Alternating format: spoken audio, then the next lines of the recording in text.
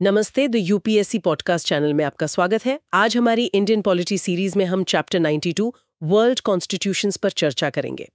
तो आज का फोकस है अमेरिकी संविधान, अमेरिकन कॉन्स्टिट्यूशन के मुख्य फीचर्स पर। देखिए, ये दुनिया का सबसे पुराना लिखित संविधान है जो आज भी लागू है।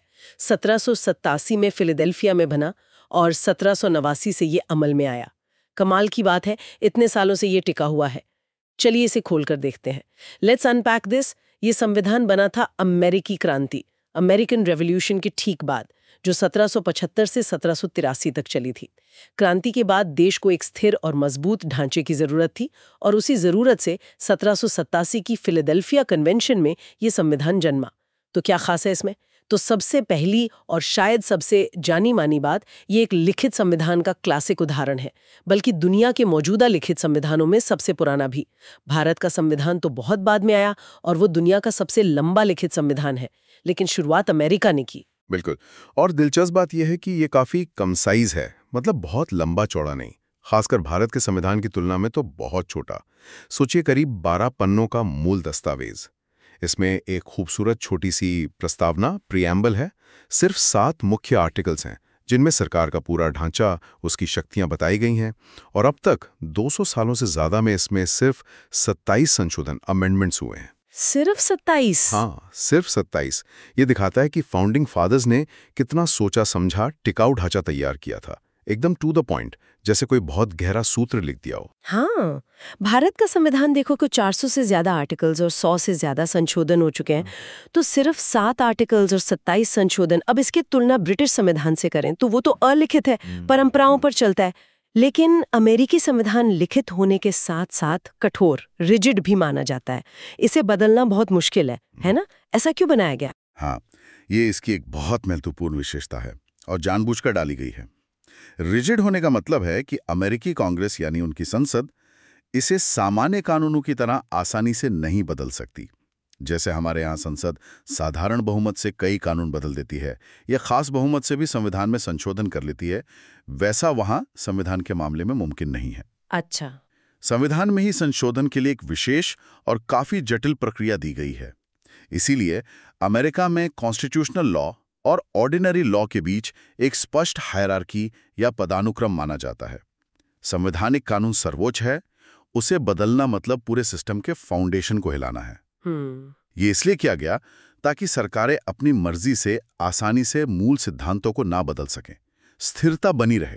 अच्छा, तो ये प्रक्रिया क्या है?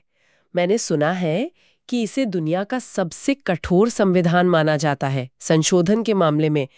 ये रिजिडिटी क्या इसे वक्त के साथ बदलने में रुकावट नहीं बनती? प्रक्रिया वाकई काफी कठिन है और इसमें स्टेबिलिटी और अडेप्टेबिलिटी के बीच एक संतुलन बनाने की कोशिश दिखती है, हालांकि ज्यादा जोर स्थिरता पर है।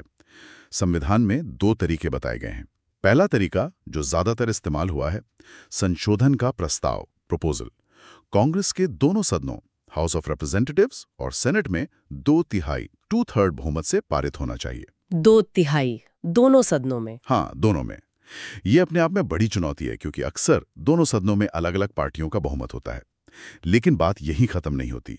इसके बाद उस प्रस्ताव को 7 साल के अंदर देश के 3/4 राज्यों की विधानसभाओं, स्टेट लेजिस्लेचर्स से मंजूरी, रैटिफाई मिलनी चाहिए। 3/4 राज्य मतलब 50 में से? 50 में से कम 38 राज्यों की सहमति जरूरी है। सोचिए कितना मुश्किल होगा इतने सारे राज्यों को एक बात पे सहमत करना। बाप रे। दूसरा तरीका, जो आज तक इस्तेमाल नहीं हुआ है, इसमें अगर 2/3 राज्य यानी 50 में से 34 राज्य अपनी विधानसभाओं के जरिए याचिका, पिटिशन दायर करें, तो कांग्रेस को एक विशेष संवैधानिक कन्वेंशन, कॉन्स्टिट्यूशनल कन्वेंशन बुलाना पड़ता है। ओके। फिर इस कन्वेंशन द्वारा प्रस्तावित संशोधन को फिर से 3/4 राज्यों यानी 38 राज्यों की विधानसभाओं द्वारा मंजूरी मिलनी चाहिए। ये तरीका तो और भी ज्यादा अनिश्चित है। बाप रे, 2/3 कांग्रेस फिर 3/4 राज्य, ये तो वाकई पहाड़ चढ़ने जैसा लगता है। तभी शायद 1789 में लागू होने के बाद से अब तक 230 साल से ज्यादा समय में सिर्फ 27 बार ही संशोधन हो पाया है। हाँ बिल्कुल। पहले 10 संशोधन तो बिल ऑफ राइट्स के तौर पर एक साथ ही आ गए थे 1791 में, तो उसके बाद तो और भी कम हुए। ये इसकी स्थिरता भी दिखाता है, लेकिन जैसा आपने कहा, ये सवाल भी उठता है कि क्या ये ज़रूरत के हिसाब से बदल पाता है? जैसे हमारे यहाँ जीएसटी जैसा बड़ा बदलाव लाना था, तो संविधान संशोधन किया गया। क्या अमेरिका में ऐसे बदलाव लाना ज़्यादा मुश्किल होता होगा? बिल्कुल। ये डिज़ाइन जानबूझकर ऐसा रखा गया था ताकि मूलभूत सिद्धांतों जैसे बोलने की आज़ादी या शक्तियों के बंटवारे को आसानी से न बदला जा सके।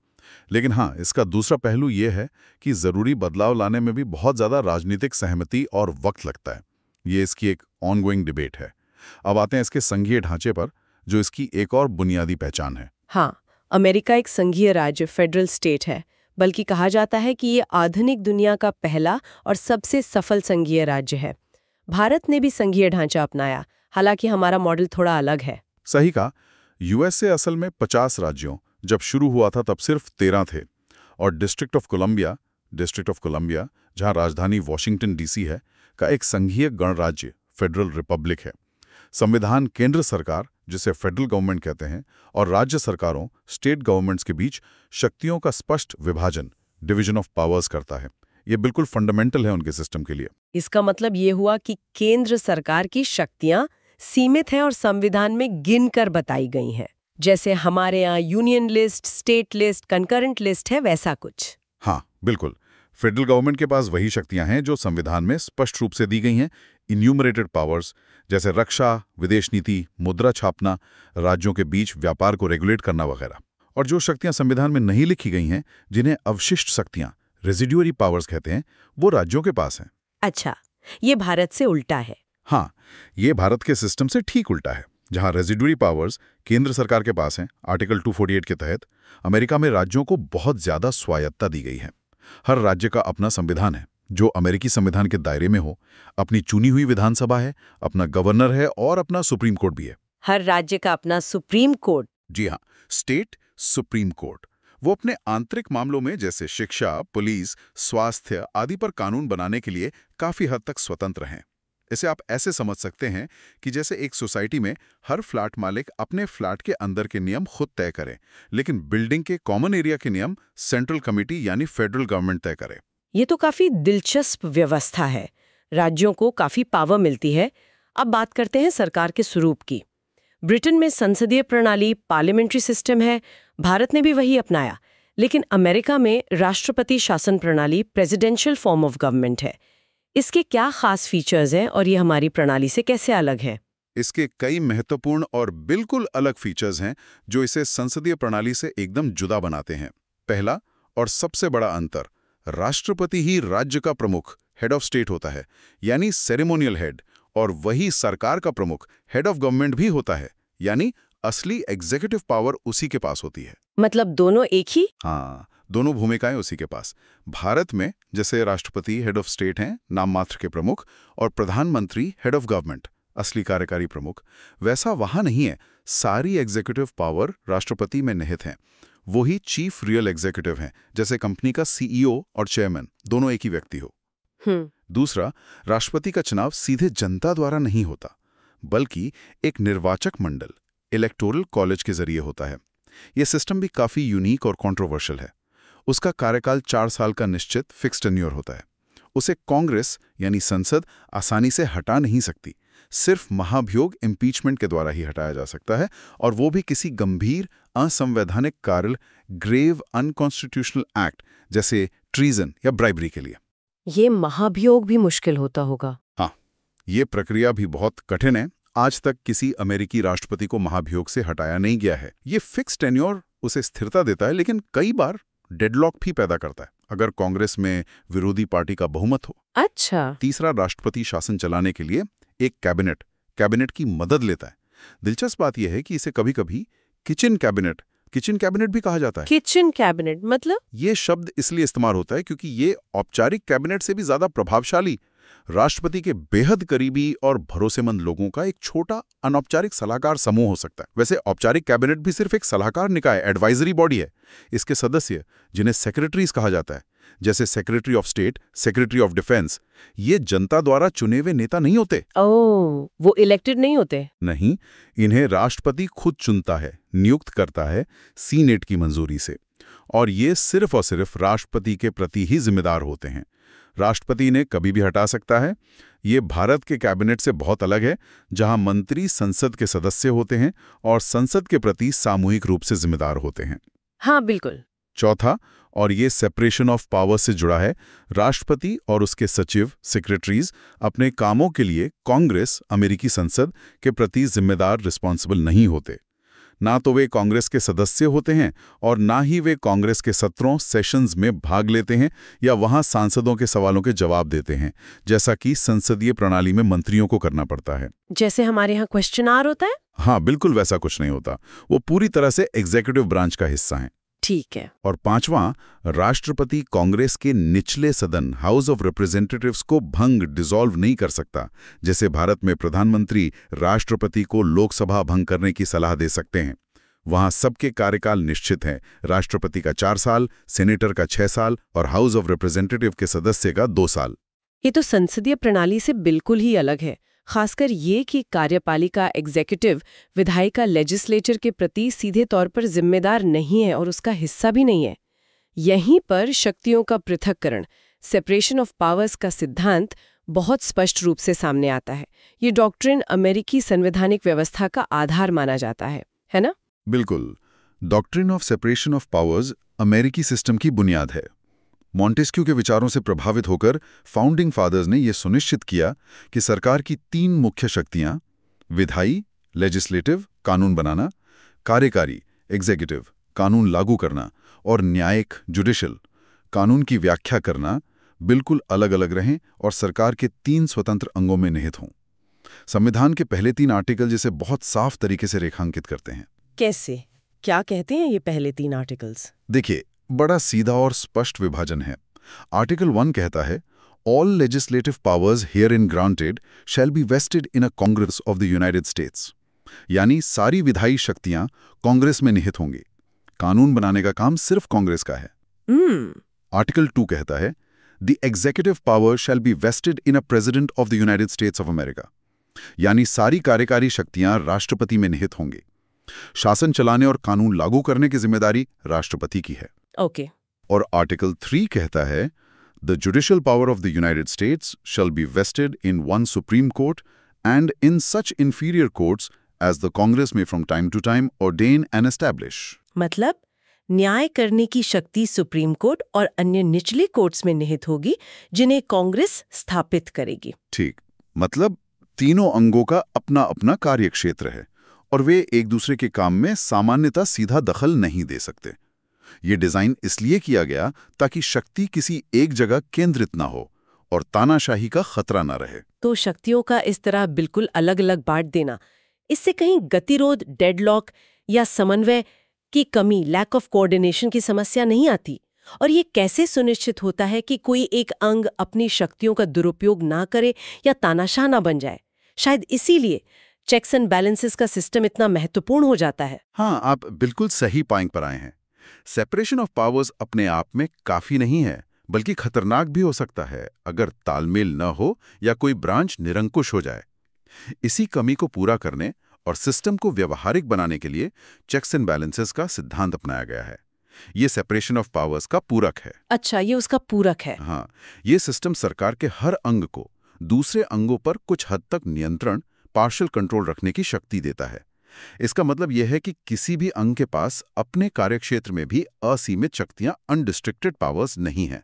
सब एक दूसरे पर नजर रखते हैं, एक दूसरे को चेक करते हैं ताकि पावर बैलेंस में रहे। ये एक तरह का सेफ्टी नेट है। इसके कुछ उदाहरण दे सकते हैं? Here's where it gets really interesting, क्योंकि ये दिखाता है कि सिस्टम काम कैसे करता है डे टू डे में। कई बेहतरीन और रोजमर्रा की राजनीति में दिखने वाले उदाहरण हैं इसके। जैसे कांग्रेस कानून बनाती है, लेजिस्लेटिव पावर, लेकिन राष्ट्रपति उन बिलों पर वीटो कर सकता है, यानी उन्हें कानून बनने से रोक सकता है। ये हुआ एग्जीक्यूटिव चेक ऑन लेजिस्लेचर। वीको मतलब मना कर देना। हाँ, मना कर देना। राष्ट्रपति के पास 2 तरह के वीटो हैं। एक है पॉकेट वीटो जिसमें अगर कांग्रेस का सेशन खत्म होने वाला हो और राष्ट्रपति 10 दिन तक बिल पर साइन ना करे तो बिल अपने आप खत्म हो जाता है। राष्ट्रपति को वजह बताने की भी जरूरत नहीं। अरे वाह। दूसरा है क्वालिफाइड वीटो जहां राष्ट्रपति बिल को आपत्तियों के साथ वापस भेजता है। हाँ, कांग्रेस इस वीटो को ओवरराइड कर सकती है, लेकिन उसके लिए दोनों सदनों में फिर से 2/3 बहुमत चाहिए होता है, जो बहुत मुश्किल है। फिर से 2/3। फिर राष्ट्रपति देश का प्रमुख पालकारी है, वो बड़े पदों पर नियुक्तियां करता है, जैसे कैबिनेट सेक्रेटरी, सुप्रीम कोर्ट जज, राजदूत और दूसरे देशों के साथ संधियां, इंटरनेशनल ट्रीटीज करता है। ये एग्जीक्यूटिव पावर है। हाँ। लेकिन इन सभी उच्च नियुक्तियों और संधियों की पुष्टि, कंफर्मेशन, सेनेट यानी कांग्रेस का उच्च सदन द्वारा होनी जरूरी है। ये हुआ लेजिस्लेटिव चेक ऑन एग्जीक्यूटिव। अच्छा, सीनेट का रोल यहाँ बहुत बड़ा है। हाँ, बहुत बड़ा। बिना सीनेट की सहमति के ये नियुक्तियां या संधियां लागू नहीं हो सकती। कई बार राष्ट्रपति के नॉमिनीज को सीनेट रिजेक्ट कर देती है। कांग्रेस कानून बनाती है, लेकिन वो न्यायपालिका का संगठन, ऑर्गेनाइजेशन और उसका अपीलीय क्षेत्राधिकार, एपेलेट जुरिस्डिक्शन भी तय करती है। ये हुआ legislative check on judiciary. Congress जजों की संख्या भी तय कर सकती है, नए कोर्स बना सकती है। ओके। राष्ट्रपति जजों की नियुक्ति करता है, एग्जीक्यूटिव पावर, लेकिन जैसा मैंने कहा, इसके लिए सीनेट की सहमति, कंसेंट जरूरी है। यह हुआ legislative check on executive in judicial appointments. ये नियुक्ति प्रक्रिया अक्सर बड़ी राजनीतिक लड़ाई बन जाती है। हाँ, ये तो खबरों में रहता है। और शायद सबसे महत्वपूर्ण चेक, जो भारत में भी है लेकिन अमेरिका में ज्यादा प्रभावी माना जाता है, supreme court. Supreme court Congress द्वारा बनाए गए कानूनों, कांग्रेशनल लॉज और राष्ट्रपति द्वारा जारी किए गए आदेशों, प्रेसिडेंशियल ऑर्डर्स की संवैधानिक समीक्षा, कॉन्स्टिट्यूशनल रिव्यू कर सकता है। Constitutional review? हाँ, और अगर कोर्ट पाता है कि कोई कानून या आदेश संविधान के प्रावधानों का उल्लंघन करता है, तो उसे अल्ट्रा वायरस घोषित कर सकता है। ये अल्ट्रा वायरस क्या होता है? आपने पहले भी बताया था। अल्ट्रा वायरस एक लैटिन शब्द है जिसका मतलब होता है अधिकार क्षेत्र से बाहर, बियॉन्ड द पावर्स। जब कोर्ट किसी कानून या आदेश को अल्ट्रा वायरस घोषित करता है, तो उसका मतलब होता है कि उसे बनाने या जारी करने वाले अंग, कांग्रेस या राष्ट्रपति, ने अपनी संवैधानिक शक्तियों का उल्लंघन किया है और इसलिए वो कानून या आदेश अमान्य, इनवैलिड, शून्य, नल एंड वॉइड है। अच्छा, मतलब वो लागू नहीं होगा। बिल्कुल। ये जुडिशियल रिव्यू की शक्ति है, यानी judicial check on legislature and executive. ये चेक्स एंड बैलेंसेस का सबसे ताकतवर हथियार माना जाता है न्यायपालिका के हाथ में। ये जुडिशियल रिव्यू और संविधान की सर्वोच्चता, सुप्रीमेसी ऑफ कॉन्स्टिट्यूशन, भी अमेरिकी सिस्टम का एक अहम हिस्सा है। आपने बताया कि सुप्रीम कोर्ट कानूनों को अल्ट्रा वायरस घोषित कर सकता है। इसका मतलब संविधान ही सबसे ऊपर है। सही। अमेरिकी संविधान कानूनों के पदानुक्रम, हायरार्की ऑफ लॉज के सिद्धांत को पूरी तरह अपनाता है। इसका मतलब है कि लिखित संविधान देश का सर्वोच्च, सुप्रीम या मौलिक, फंडामेंटल कानून है, उससे ऊपर कुछ नहीं। ना राष्ट्रपति, ना कांग्रेस, ना कोई और। कांग्रेस या राज्यों की विधानसभाओं द्वारा बनाए गए सभी कानूनों, स्टैट्यूट्स को इस सर्वोच्च कानून यानी संविधान के अनुरूप, इन कन्फॉर्मिटी विथ, होना ही चाहिए। अगर कोई टकराव होता है तो संविधान ही मान्य होगा। और अगर वे अनुरूप नहीं है तो, जैसा आपने कहा, सुप्रीम कोर्ट उन्हें रद्द कर देगा। हाँ, बिल्कुल।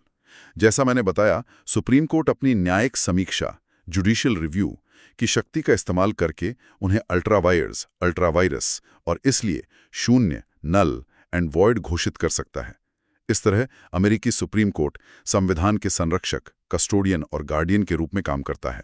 संविधान का गार्डियन? हाँ, ये सुनिश्चित करता है कि सरकार का कोई भी अंग संविधान की सीमाओं का उल्लंघन ना करे और संविधान की सर्वोच्चता बनी रहे। ये शक्ति हालांकि संविधान में स्पष्ट रूप से लिखी नहीं थी, मार्बरी वी मेडिसिन 1803 केस में स्थापित हुई और तब से अमेरिकी व्यवस्था का अभिन्न अंग है। ये बहुत शक्तिशाली भूमिका है न्यायपालिका की। अब बात करते हैं अधिकारों की। अमेरिकी संविधान दुनिया का पहला संविधान था जिसने अपने नागरिकों के लिए अधिकारों का एक विधेय, बिल ऑफ राइट्स, शामिल किया। ये तो बहुत बड़ी बात थी उस समय। हाँ, ये एक ऐतिहासिक और क्रांतिकारी कदम था। बिल ऑफ राइट्स अमेरिकी नागरिकों को बड़ी संख्या में मौलिक अधिकारों, फंडामेंटल राइट्स की गारंटी देता है। इसमें अभिव्यक्ति की स्वतंत्रता, धर्म की स्वतंत्रता, प्रेस की स्वतंत्रता, शांतिपूर्वक सभा करने की स्वतंत्रता जैसे कई अधिकार शामिल हैं। इसमें सबसे प्रसिद्ध प्रावधानों में से एक है 5वें और 14वें संशोधन का due process of law clause, जो कहता है कि किसी भी व्यक्ति को कानून की उचित प्रक्रिया, ड्यू प्रोसेस ऑफ लॉ के बिना उसके जीवन, लाइफ, स्वतंत्रता, लिबर्टी और संपत्ति, प्रॉपर्टी से वंचित नहीं किया जाएगा। Due process of law. हाँ, और ये सिर्फ प्रक्रियात्मक प्रोसीजरल ही नहीं बल्कि सब्सटैंटिव ड्यू प्रोसेस को भी शामिल करता है, यानी कानून खुद भी निष्पक्ष और उचित होना चाहिए। ये अधिकार असल में सरकार की सत्ता, अथॉरिटी पर सीमाएं, रिस्ट्रिक्शंस लगाते हैं। ये बताते हैं कि सरकार क्या नहीं कर सकती। और इन अधिकारों का रक्षक कौन है? अगर सरकार इनका उल्लंघन करे तो नागरिक कहाँ जाए? फिर से सुप्रीम कोर्ट। अपनी न्यायिक समीक्षा की शक्ति के माध्यम से सुप्रीम कोर्ट इन अधिकारों का भी संरक्षक है। अगर कोई कानून या सरकारी कार्यवाही बिल ऑफ राइट्स का उल्लंघन करती है तो कोर्ट उसे असंवैधानिक घोषित कर सकता है। जैसे हमारे यहाँ है। हाँ, जैसे हमारे यहाँ सुप्रीम कोर्ट और हाई कोर्ट्स मौलिक अधिकारों के रक्षक हैं, आर्टिकल 32, 226, वैसे ही वहाँ सुप्रीम कोर्ट है। दिलचस्प बात यह है कि ये बिल ऑफ राइट्स मूल संविधान 1787 का हिस्सा नहीं था। अच्छा, ये बाद में आया। हाँ। कुछ राज्यों ने इसी शर्त पर संविधान को मंजूरी दी थी कि इसमें अधिकारों को जोड़ा जाएगा। इसीलिए 1791 में पहले 10 संशोधनों, फर्स्ट 10 अमेंडमेंट्स के माध्यम से इसे संविधान में जोड़ा गया था। ये दिखाता है कि सिस्टम फीडबैक पर काम करता है। अच्छा, ये बाद में जोड़ा गया जनता की मांग पर। अब आखिर में बात करते हैं अमेरिकी विधानमंडल यानी कांग्रेस के स्ट्रक्चर की। ये द्विसदनीय बायकैमरल है, जैसे हमारी संसद है ना? हाँ, अमेरिकी फेडरल लेजिस्लेचर, जिसे कांग्रेस कहा जाता है, द्विसदनीय बायकैमरल है, यानी इसमें 2 सदन हैं, सीनेट, सेनेट और house of representatives, house of representatives. Senate को उच्च सदन, अपर हाउस कहा जाता है, और हाउस ऑफ रिप्रेजेंटेटिव्स को निचला सदन, लोअर हाउस। ये ढांचा भी एक तरह का चेक एंड बैलेंस है, विधानमंडल के अंदर ही होता है। क्या इसमें भी राज्यों और जनसंख्या के बीच संतुलन साधने की कोशिश की गई है? बिल्कुल। दोनों सदनों का आधार अलग अलग है। सेनेट में 100 सदस्य होते हैं। यहाँ हर राज्य को, चाहे वो कैलिफोर्निया जितना बड़ा हो या रोड आइलैंड जितना छोटा, बराबर का प्रतिनिधित्व मिलता है। 2 सदस्य प्रति राज्य। हर राज्य से 2 बराबर? हाँ, बराबर। ये छोटे राज्यों के हितों की रक्षा के लिए किया गया था। इन सीनेटरों का चुनाव अब सीधे जनता द्वारा होता है। पहले राज्य विधानसभाएं चुनती थी और इनका कार्यकाल 6 साल का निश्चित फिक्स्ड 6 ईयर टर्म होता है। हर 2 साल में 1/3 सदस्य रिटायर होते हैं और नए चुने जाते हैं, जिससे ये एक निरंतर चलने वाला सदन, कंटिन्यूअस बॉडी बना रहता है, जो स्थिरता और अनुभव प्रदान करता है। 6 साल काफी लंबा कार्यकाल है। हाँ, वहीं हाउस ऑफ रिप्रेजेंटेटिव्स में 435 सदस्य होते हैं। इनका चुनाव जनसंख्या के आधार पर बने एकल सदस्य निर्वाचन क्षेत्रों, सिंगल मेंबर कॉन्स्टिट्यूशंसी से होता है, यानी जिस राज्य की जनसंख्या ज्यादा उसके प्रतिनिधि भी ज्यादा। जैसे हमारी लोकसभा। बिल्कुल। इनका कार्यकाल सिर्फ 2 साल का निश्चित फिक्स्ड 2 ईयर टर्म होता है, मतलब हर 2 साल में पूरे हाउस का चुनाव होता है। ये सदन सीधे तौर पर जनता की तत्कालीन इच्छाओं और मूड को दर्शाता है। सिर्फ 2 साल? तो जल्दी चुनाव होते होंगे वहाँ। हाँ, हाउस के लिए हर 2 साल में। तो दोनों सदनों में से ज्यादा शक्तिशाली कौन सा है? आमतौर पर दुनिया में, जैसे ब्रिटेन या भारत में भी, उच्च सदन जैसे राज्यसभा, निचले सदन लोकसभा से कम शक्तिशाली होता है।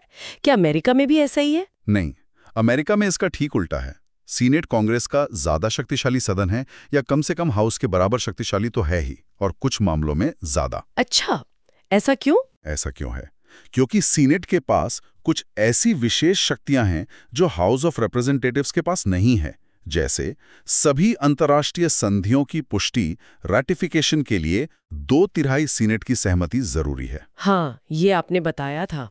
सभी प्रमुख संघीय नियुक्तियों, जैसे कैबिनेट सचिव, सुप्रीम कोर्ट जज, राजदूत की पुष्टि भी सीनेट ही करती है। राष्ट्रपति पर महाभियोग चलाने का प्रस्ताव हाउस लाता है, लेकिन मुकदमा सीनेट में चलता है, और सजा, पद से हटाना भी सीनेट ही दे सकती है। अच्छा, मुकदमा सीनेट में चलता है? हाँ, इन शक्तियों, बराबर राज्य प्रतिनिधित्व और सदस्यों के लंबे कार्यकाल 6 साल वर्सेस 2 साल की वजह से सीनेट नीति निर्धारण में बहुत ज्यादा प्रभाव रखती है। वास्तव में कई विशेषज्ञ मानते हैं कि अमेरिकी सीनेट दुनिया का सबसे शक्तिशाली दूसरा सदन, अपर हाउस है। उसे केवल एक रिव्यू करने वाला या देरी करने वाला चैम्बर नहीं माना जा सकता, वो एजेंडा सेट करने वाला सदन है। तो ये थे अमेरिकी संविधान के कुछ प्रमुख पहलू, लिखित और कठोर होना, संघीय ढांचा जिसमें राज्यों को काफी शक्ति है, अनोखी राष्ट्रपति प्रणाली, शक्तियों का स्पष्ट पृथक्करण जिसे चेक्स एंड बैलेंसेस से संतुलित किया गया है, संविधान की सर्वोच्चता और जुडिशियल रिव्यू की अहम भूमिका, बिल ऑफ राइट्स के जरिए नागरिकों के अधिकार और एक शक्तिशाली उच्च सदन वाला द्विसदनीय विधानमंडल। काफी दिलचस्प और जटिल व्यवस्था है जिसने यकीनन दुनिया भर के कई संविधानों को, जिसमें भारत का संविधान भी शामिल है, किसी न किसी रूप में प्रभावित किया है। हाँ बिल्कुल, खासकर लिखित संविधान का विचार, मौलिक अधिकारों की गारंटी, न्यायिक समीक्षा की अवधारणा और संघीय एवं राष्ट्रपति प्रणालियों के तत्व, इन सब ने दुनिया भर में संवैधानिक डिजाइन को गहराई से प्रभावित किया है। अमेरिकी प्रयोग सफल भी रहा और कई मायनों में चुनौतीपूर्ण भी, जिससे बाकी देशों ने सीखा है। चलिए आगे बढ़ते हैं। ठीक है, अब हम अमेरिकी राष्ट्रपति पर चर्चा करेंगे। हमारे पास इस विषय पर कुछ दिलचस्प सामग्री है, खासकर the American presidency, election, powers and removal के कुछ अंश। ये एक ऐसा टॉपिक है जिस पर हमेशा बहुत बात होती है, खासकर इंडिया में भी इलेक्शन के टाइम पर काफी तुलना होती है। बिल्कुल, और होनी भी चाहिए। ये दुनिया के सबसे ताकतवर पदों में से एक है। इस पर लॉर्ड ब्राइस ने तो कहा था the greatest office in the world. ये अपने आप में काफी बड़ी बात है। तो आज का मिशन क्या है? समझते हैं कि ये ऑफिस काम कैसे करता है, चुना कैसे जाता है प्रेसिडेंट, कौन बन सकता है, कितने टाइम के लिए, हटाया जा सकता है या नहीं, और सबसे जरूरी इनके पास पावर्स क्या क्या हैं। जो कहा जाता है कि दुनिया का सबसे शक्तिशाली व्यक्ति, वो शक्ति आती कहां से है। हाँ, और सिर्फ ये नहीं कि संविधान क्या कहता है, बल्कि इतने सालों में पॉलिटिकल पार्टीज, कन्वेंशंस और कोर्ट के फैसलों ने इसे कैसे बदला है, वो देखना भी इंटरेस्टिंग होगा। कई बार जो कागज पर होता है और जो असलियत में होता है, उसमें काफी फर्क आ जाता है। सही बात है। चलो फिर शुरू करते हैं चुनाव के तरीके से। सोर्स कहता है कि टेक्निकली ये एक इनडायरेक्ट चुनाव है, मतलब जनता सीधे प्रेसिडेंट को वोट नहीं करती। ये थोड़ा अजीब नहीं? जैसे हम अपने लोकसभा चुनाव में सीधे एमपी चुनते हैं और फिर वो एमपी मिलकर प्रधानमंत्री चुनते हैं, वैसा भी नहीं है ये तो। हाँ, ये सिस्टम थोड़ा यूनिक है। संविधान बनाने वालों का आइडिया था कि जनता सीधे शायद सही फैसला ना ले पाए, तो उन्होंने एक इलेक्टोरल कॉलेज बनाया। थ्योरेटिकली जनता प्रेसिडेंशियल इलेक्टर्स को चुनती है और फिर ये इलेक्टर्स मिलकर प्रेसिडेंट चुनते हैं। लेकिन हुआ क्या कि पॉलिटिकल पार्टीज इतनी डोमिनेंट हो गईं, उनके नेशनल कन्वेंशंस इतने बड़े हो गए जहां वो कैंडिडेट पहले ही अनाउंस कर देते हैं कि प्रैक्टिस में ये डायरेक्ट इलेक्शन जैसा ही बन गया है। वोटर को पता होता है कि उसका वोट किस प्रेसिडेंशियल कैंडिडेट के इलेक्टर को जा रहा है। ये इलेक्टोरल कॉलेज नाम सुनकर लगता है जैसे कोई IIT या IIM टाइप का कॉलेज होगा, कोई बिल्डिंग, कैंपस। हाँ, नहीं, बिल्कुल नहीं। ये कोई फिजिकल कॉलेज नहीं है, ये बस एक प्रोसेस, एक मैकेनिज्म का नाम है। इसमें कुछ लोग होते हैं जिन्हें प्रेसिडेंशियल इलेक्टर्स कहते हैं, जिन्हें हर राज्य की जनता चुनती है। इनका काम सिर्फ एक है, प्रेसिडेंट को वोट देना। उसके बाद इनका रोल खत्म। अच्छा, तो हर स्टेट से कितने इलेक्टर्स होते हैं? क्या ये पॉपुलेशन के हिसाब से तय होता है, जैसे हमारे यहाँ लोकसभा सीटों का होता है? हाँ, पॉपुलेशन का रोल है, पर इनडायरेक्टली। हर स्टेट को उतने ही इलेक्टर्स मिलते हैं जितने उसके मेंबर्स यूएस कांग्रेस में होते हैं। अब कांग्रेस के दो हिस्से हैं, हाउस ऑफ रिप्रेजेंटेटिव्स और सीनेट। हाउस की सीटें पॉपुलेशन के हिसाब से होती हैं, बिल्कुल लोकसभा की तरह। लेकिन सीनेट में हर स्टेट को बराबर 2 सीटें मिलती हैं, चाहे वो कैलिफोर्निया जितना बड़ा हो या रोड आइलैंड जितना छोटा। तो मान लो किसी स्टेट की हाउस में 10 सीटें हैं और सीनेट में 2, तो उस स्टेट के पास 12 इलेक्टोरल वोट्स होंगे। समझ गया। तो पूरे देश में कुल मिला के कितने इलेक्टर्स हुए? हाउस ऑफ रिप्रेजेंटेटिव्स में 435 मेंबर्स हैं, सीनेट में 100, 50 स्टेट्स इंटू 2, तो ये हुए 535। इसके अलावा वॉशिंगटन DC जो कैपिटल है पर स्टेट नहीं है, उसे भी 3 इलेक्टोरल वोट्स दिए गए हैं 23rd अमेंडमेंट के तहत। तो टोटल हो गया 538। और जीतने के लिए कितने वोट्स चाहिए? इस 538 में से मैजिक नंबर क्या है? जीतने के लिए चाहिए सिंपल मेजॉरिटी, यानी आधे से एक ज्यादा। 538 का आधा हुआ 269, तो जीतने के लिए चाहिए 270 वोट्स। 270। ये नंबर बहुत इंपॉर्टेंट है। जिसे 270 या ज्यादा इलेक्टोरल वोट्स मिल गए, वो बनेगा अमेरिका का अगला प्रेसिडेंट। यहीं पर वो popular vote versus electoral vote वाला डिबेट आता है कि हो सकता है किसी को देश भर में वोट ज्यादा मिले पर 270 इलेक्टोरल वोट्स न मिले और वो हार जाए। ये पॉइंट बहुत क्रूशियल है। अच्छा, एक और सवाल, ये जो इलेक्टर्स हैं, क्या ये वही लोग होते हैं जो कांग्रेस के मेंबर हैं, मतलब रिप्रेजेंटेटिव्स या सेनेटर्स? बिल्कुल नहीं। ये बहुत इंपॉर्टेंट डिस्टिंक्शन है। इलेक्टोरल कॉलेज एक टेम्पररी बॉडी है, सिर्फ प्रेसिडेंट चुनने के लिए। इसके सदस्य आम नागरिक होते हैं जिन्हें पॉलिटिकल पार्टीज नॉमिनेट करती हैं और लोग उन्हें वोट देते हैं। कॉन्स्टिट्यूशन में साफ लिखा है कि कोई सीनेटर या रिप्रेजेंटेटिव या फेडरल ऑफिस होल्डर इलेक्टर नहीं बन सकता। अच्छा। चुनाव खत्म, इनका काम खत्म। ये बिल्कुल वैसा है जैसे मान लो किसी सोसाइटी में RWA इलेक्शन के लिए एक टेम्पररी इलेक्शन कमेटी बनती है। चुनाव के बाद कमेटी डिसॉल्व हो जाती है।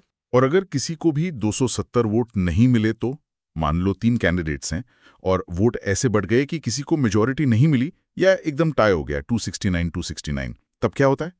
डेडलॉक? नहीं, सिस्टम में इसका भी प्रोविजन है, हालांकि ये बहुत रेयर है। ऐसी सिचुएशन में फैसला जाता है हाउस ऑफ रिप्रेजेंटेटिव्स के पास। तब हाउस टॉप 3 कैंडिडेट्स में से किसी एक को प्रेसिडेंट चुनता है।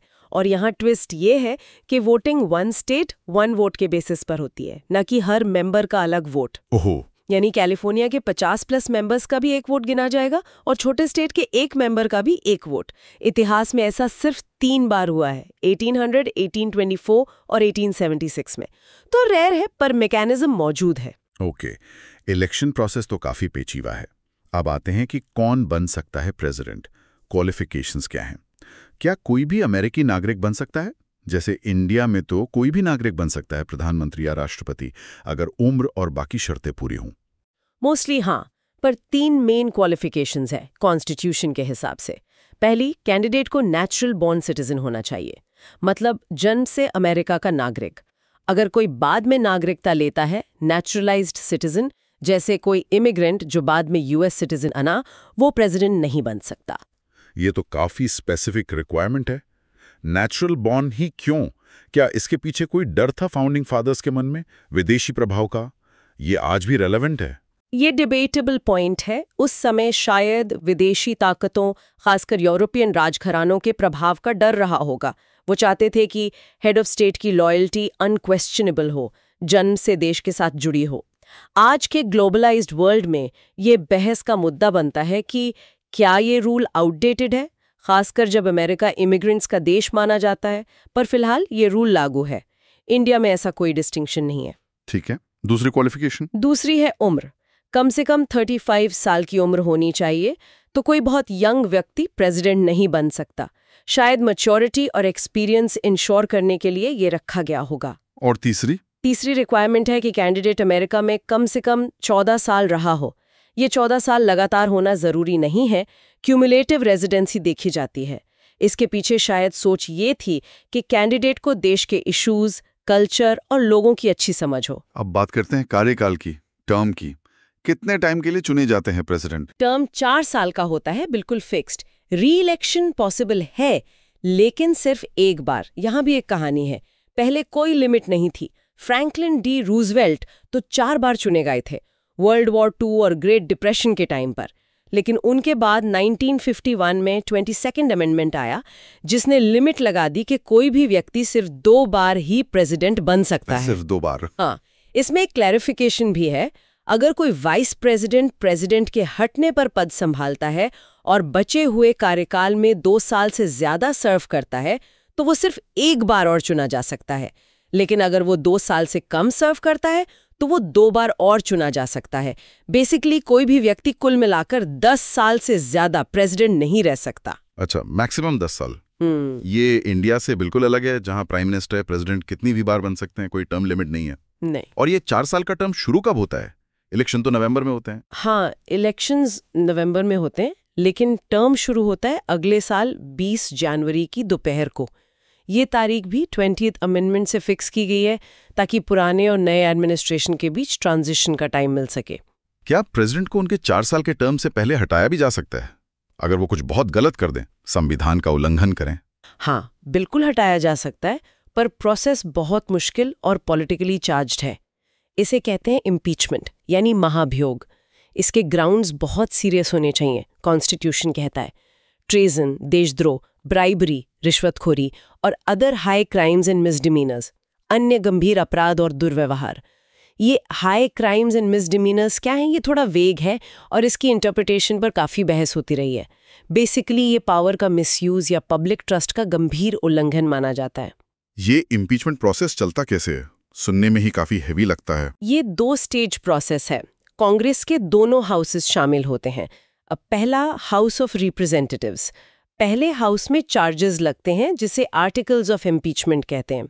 यहाँ एक तरह से इन्वेस्टिगेशन होती है और अगर सिंपल मेजॉरिटी से हाउस वोट कर देता है तो प्रेसिडेंट को इम्पीच्ड माना जाता है। Impeached, okay. ये बेसिकली फॉर्मल एक्यूजेशन है, जैसे पुलिस एफआईआर दर्ज करती है। इससे प्रेसिडेंट पद से हटते नहीं हैं। अच्छा। दूसरा स्टेज है सेनेट।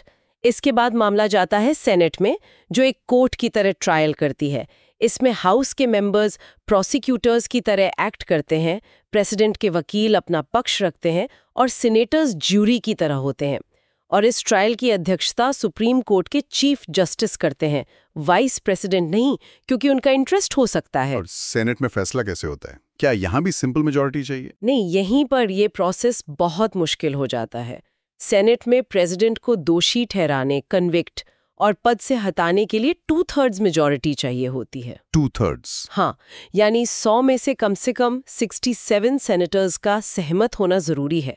आज के पोलराइज्ड पॉलिटिकल माहौल में इतना बड़ा कंसेंसस बनाना लगभग नामुमकिन होता है। ये रिक्वायरमेंट जानबूझकर इतनी हाई रखी गई थी ताकि प्रेसिडेंट को पॉलिटिकल विम्स पर आसानी से हटाया ना जा सके।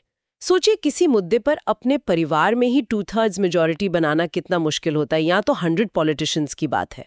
क्या इतिहास में कभी किसी यूएस प्रेसिडेंट को इम्पीचमेंट से हटाया गया है? आज तक किसी को भी हटाया नहीं गया है सेनेट ट्रायल के थ्रू, लेकिन इम्पीच हुए हैं हाउस में। एंड्रू जॉनसन, बिल क्लिंटन और डोनाल्ड ट्रंप 2 बार। हाँ, ट्रंप का तो याद है। और रिचर्ड निक्सन पर भी इम्पीचमेंट प्रोफेशनल हुआ था वाटरगेट स्कैंडल के चलते। लेकिन सेनेट ट्रायल से पहले ही उन्होंने रिजाइन कर दिया क्योंकि उन्हें कन्विक्शन लगभग तय लग रहा था। ओह अच्छा, उन्होंने पहले ही छोड़ दिया। हाँ, तो ये दिखाता है कि इम्पीचमेंट एक पावरफुल टूल तो है, पर पॉलिटिकली इतना सेंसिटिव और डिफिकल्ट है कि इसका फाइनल आउटकम यानी रिमूवल बहुत रेयर है। लेकिन प्रोसेस चलना ही अपने आप में प्रेसिडेंट की लेगेसी पर बहुत बड़ा दाग लगा देता है। ओके, तो प्रेसिडेंट को चुनना मुश्किल, हटाना और भी मुश्किल। इससे ये तो साफ है कि ये पद कितना सिग्निफिकेंट है। अब आते हैं सबसे इंटरेस्टिंग पार्ट पर, पावर्स एंड फंक्शंस। जो कहा जाता है दुनिया का सबसे शक्तिशाली पद, वो शक्तियां हैं क्या? मोनरो ने कहा, लोकतंत्र में किसी एक व्यक्ति द्वारा इस्तेमाल की जाने वाली ये सबसे ज्यादा शक्ति है। होग ने तो दुनिया का सबसे महान शासक कह दिया। सुनने में तो राजा जैसा लगता है। हाँ, और हैरल्ड लास्की का कोट भी बड़ा पर्टिनेंट है। अमेरिकी राष्ट्रपति एक राजा से ज्यादा भी हैं और कम भी, और एक प्रधानमंत्री से ज्यादा भी हैं और कम भी। ये इस पद की यूनिकनेस दिखाता है। राजा की तरह वो हेड ऑफ स्टेट हैं, देश का सिंबल है। प्रधानमंत्री की तरह वो हेड ऑफ गवर्नमेंट है, डे टू डे एडमिनिस्ट्रेशन चलाते हैं। हाँ, ये दोनों रोल्स एक में। एग्जैक्टली, ये दोनों रोल्स एक ही व्यक्ति में है। अनलाइक इंडिया, जहां प्रेसिडेंट हेड ऑफ स्टेट हैं और पीएम हेड ऑफ गवर्नमेंट। राजा से कम इसलिए कि वो इलेक्टेड हैं, अकाउंटेबल हैं, टर्म लिमिटेड हैं और इम्पीच हो सकते हैं। प्रधानमंत्री से ज्यादा शायद इसलिए कि उनका डायरेक्ट मैंडेट होता है थ्योरेटिकली, और वो कांग्रेस पर उतने डिपेंडेंट नहीं होते डे टू डे सर्वाइवल के लिए जितना एक पार्लियामेंट्री सिस्टम में पीएम होता है। ये शक्तियां आती कहां से हैं? क्या सब कॉन्स्टिट्यूशन में लिखा है? नहीं, सब कुछ नहीं। Sources of power 4 main categories में आते हैं। पहला, कॉन्स्टिट्यूशन। इसमें कुछ स्पेसिफिक पावर्स डायरेक्टली दी गई हैं, जैसे veto power, commander in chief. दूसरा, स्टैट्यूट्स ऑफ कांग्रेस। कांग्रेस कानून बनाकर प्रेसिडेंट को अथॉरिटी या रिस्पॉन्सिबिलिटी दे सकती है। तीसरा, जुडिशियल इंटरप्रिटेशंस। कोर्ट्स, खासकर सुप्रीम कोर्ट, कॉन्स्टिट्यूशन को इंटरप्रेट करके प्रेसिडेंट की पावर्स की लिमिट्स तय करती हैं या उन्हें एक्सपैंड करती हैं। और चौथा, पॉलिटिकल कन्वेंशंस एंड प्रैक्टिसेस। कुछ पावर्स सिंपली यूजेज और ट्रेडिशन से डेवलप हो गई हैं, भले ही लिखी ना हो। ये सब मिलकर प्रेसिडेंट के एक्चुअल पावर्स का स्कोप तय करते हैं। चलिए एक एक करके कुछ मेजर पावर्स देखते हैं। सबसे बेसिक रोल क्या है? सबसे फंडामेंटल रोल है चीफ एग्जीक्यूटिव का। प्रेसिडेंट का काम है कॉन्स्टिट्यूशन, फेडरल लॉज, ट्रीटीज और जुडिशियल डिसीजंस को लागू करवाना। ये इंश्योर करना कि सरकार का कामकाज सुचारू रूप से चले। इसके लिए उनके पास पूरी फेडरल ब्यूरोक्रेसी होती है, जैसे एक बड़ी मल्टीनेशनल कंपनी का सीईओ होता है। हाँ, सही। और military powers, commander in chief होने का क्या मतलब है? इसका मतलब है कि वो यूएस आर्म्ड फोर्सेस के सर्वोच्च सेनापति हैं। सारी मिलिट्री कमांड उनके अंडर आती है। हालांकि वॉर डिक्लेयर करने की पावर कांग्रेस के पास है, पर ट्रूप्स को डिप्लॉय करना, मिलिट्री स्ट्रैटेजी तय करना, ये सब प्रेसिडेंट के हाथ में होता है। ये तो बहुत बड़ी पावर है। हाँ, बहुत बड़ी पावर और जिम्मेदारी है, खासकर आजकल की दुनिया में जहां मिलिट्री एक्शन बिना फॉर्मल वॉर डिक्लेरेशन के भी होता है। अपॉइंटमेंट्स की पावर भी काफी इंपॉर्टेंट लगती है। किन किन पदों पर नियुक्ति करते हैं? हाँ, ये बहुत इन्फ्लुएंशियल पावर है। प्रेसिडेंट सुप्रीम कोर्ट के जजेस, जिनका अपॉइंटमेंट लाइफ लॉन्ग होता है। Life long? हाँ, सभी फेडरल जजेस, ambassadors, cabinet secretaries, top diplomatic officials, consuls और गवर्नमेंट के बहुत सारे सीनियर ऑफिसर्स को अपॉइंट करते हैं। हालांकि ज्यादातर मेजर अपॉइंटमेंट्स के लिए सीनेट का advice and consent, basically approval, जरूरी होता है। अच्छा, सीनेट का रोल है। बिल्कुल। सोचिए, जजेस के अपॉइंटमेंट से देश के कानून और सोशल फैब्रिक पर कितना लॉन्ग टर्म असर पड़ता है। फॉरेन पॉलिसी में क्या रोल है? क्या विदेश मंत्री, सेक्रेटरी ऑफ स्टेट सब करते हैं? सेक्रेटरी ऑफ स्टेट इम्प्लीमेंट करते हैं, लेकिन फॉरेन पॉलिसी बनाने और डायरेक्ट करने की प्राइमरी रिस्पॉन्सिबिलिटी प्रेसिडेंट की होती है। वही तय करते हैं कि अमेरिका का दूसरे देशों के साथ रिलेशनशिप कैसा होगा। वो ट्रीटीज नेगोशिएट करते हैं, जिसके लिए सीनेट की 2/3 अप्रूवल चाहिए। 2/3 यहाँ भी? हाँ, वो एग्जीक्यूटिव एग्रीमेंट्स करते हैं जिनके लिए सेनेट अप्रूवल नहीं चाहिए। ये ज्यादातर रूटीन मैटर्स में होते हैं। दूसरी गवर्नमेंट्स को मान्यता देते हैं या नहीं देते, और इंटरनेशनल प्लेटफॉर्म्स पर अमेरिका को रिप्रेजेंट करते हैं। एसेंशियली वो दुनिया के लिए अमेरिका के चीफ डिप्लोमैट और स्पोक्स पर्सन होते हैं। क्या उनके पास किसी की सजा माफ करने की पावर भी है, जैसे हमारे यहाँ राष्ट्रपति के पास पार्डन पावर होती है? हाँ, बिल्कुल। प्रेसिडेंट के पास फेडरल क्राइम्स के लिए, मतलब वो अपराध जो फेडरल लॉ के तहत आते हैं, स्टेट लॉज के नहीं, उनके लिए पार्डन या रिप्रीव देने की पावर है। ये बहुत ब्रॉड पावर है, इसे वो अपनी डिस्क्रिशन पर यूज कर सकते हैं, लेकिन इसकी एक लिमिट है। इम्पीचमेंट के केसेस में ये पावर यूज नहीं हो सकती। अच्छा, इम्पीचमेंट वाले को माफी नहीं? नहीं, मतलब अगर किसी ऑफिशियल को इम्पीच किया गया है तो प्रेसिडेंट उसे पार्डन नहीं कर सकते। अब आते हैं लेजिस्लेटिव पावर्स पर। कानून तो कांग्रेस बनाती है, तो इसमें प्रेसिडेंट का क्या रोल है? जब कांग्रेस कोई बिल पास करके भेजती है तो प्रेसिडेंट क्या कर सकते हैं? यहाँ प्रेसिडेंट के पास काफी सिग्निफिकेंट पावर है, जिसे वीटो पावर कहते हैं। जब हाउस और सीनेट दोनों किसी बिल को पास कर देते हैं तो वो प्रेसिडेंट के पास जाता है। अब प्रेसिडेंट के पास मूलतः 3 ऑप्शंस होते हैं। 3 ऑप्शंस, ओके। पहला, साइन द बिल, बिल पर साइन कर दे और वो कानून बन जाता है, सिंपल।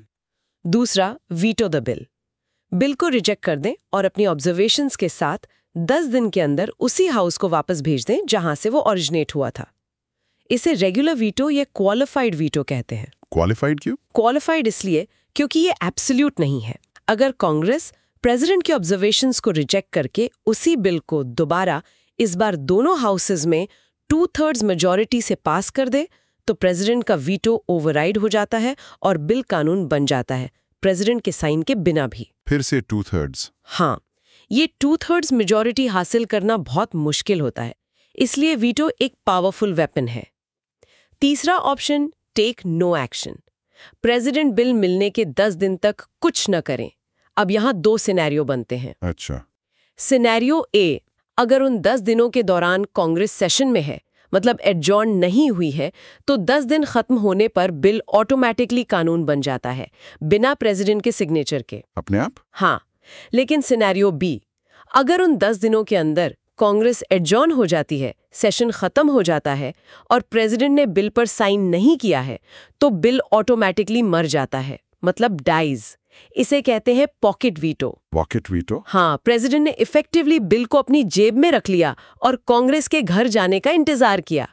इसमें प्रेसिडेंट को वीटो का कोई रीजन भी नहीं देना पड़ता और कांग्रेस इसे ओवरराइड भी नहीं कर सकती क्योंकि सेशन ही खत्म हो गया। वाह यार, ये पॉकेट वीटो तो सच में टाइमिंग का खेल है। मतलब कांग्रेस के सेशन के आखिरी दिनों में पास हुए बिल ज्यादा वल्नरेबल होते हैं इसके लिए। बिल्कुल। और क्या लेजिस्लेटिव इन्फ्लुएंस है प्रेसिडेंट का। वो डायरेक्टली कानून बना नहीं सकते, पर प्रोसेस को इन्फ्लुएंस कर सकते हैं। जैसे वो कांग्रेस को मैसेजेस भेज सकते हैं, ये फॉर्मल स्पीचेस हो सकती हैं, जैसे famous state of the union address या रिटन मैसेजेस। इनमें वो बताते हैं कि किन इश्यूज पर कानून बनना चाहिए, उनकी लेजिस्लेटिव प्रायोरिटीज क्या हैं। ये एजेंडा सेटिंग के लिए इंपॉर्टेंट है। क्या वो कांग्रेस का स्पेशल सेशन बुला सकते हैं? मान लो कोई नेशनल इमरजेंसी आ जाए और कांग्रेस छुट्टी पर हो। हाँ, कॉन्स्टिट्यूशन उन्हें ये पावर देता है। अगर प्रेसिडेंट को लगता है कि किसी अर्जेंट मैटर पर लेजिस्लेटिव एक्शन की जरूरत है, तो वो कांग्रेस का स्पेशल सेशन कन्वीन कर सकते हैं। बजट के बारे में क्या? इंडिया में तो फाइनेंस मिनिस्टर बजट पेश करते हैं। अमेरिका में प्रोसेस थोड़ा अलग है। बजट बनाने का प्रोसेस प्रेसिडेंट इनिशिएट करते हैं। उनकी एडमिनिस्ट्रेशन मतलब OMB पूरा फेडरल बजट तैयार करती है प्रेसिडेंट की प्रायोरिटीज के हिसाब से, और फिर प्रेसिडेंट उसे कांग्रेस के पास अप्रूवल के लिए भेजते हैं। कांग्रेस उसमें चेंजेस कर सकती है, करती भी है, क्योंकि पावर ऑफ द पर्स यानी खर्च करने की शक्ति कांग्रेस के पास है। अच्छा, power of the purse Congress के पास। हाँ, लेकिन बजट प्रपोजल प्रेसिडेंट की तरफ से जाता है, जो उनकी पॉलिसी डायरेक्शन दिखाता है। एक टर्म और है एग्जीक्यूटिव ऑर्डर्स। ये क्या है? क्या ये प्रेसिडेंट के बनाए कानून है? इन्हें कानून कहना ठीक नहीं होगा, क्योंकि ये कांग्रेस से पास नहीं होते। एग्जीक्यूटिव ऑर्डर्स प्रेसिडेंट द्वारा जारी किए गए डायरेक्टिव्स होते हैं, जो एग्जीक्यूटिव ब्रांच मतलब सरकारी एजेंसीज ऑफिशियल्स को बताते हैं कि लॉज को कैसे इम्प्लीमेंट करना है या कोई पॉलिसी कैसे चलानी है। ये प्रेसिडेंट को कॉन्स्टिट्यूशन या कांग्रेस द्वारा दी गई अथॉरिटी के तहत इशू किए जाते हैं।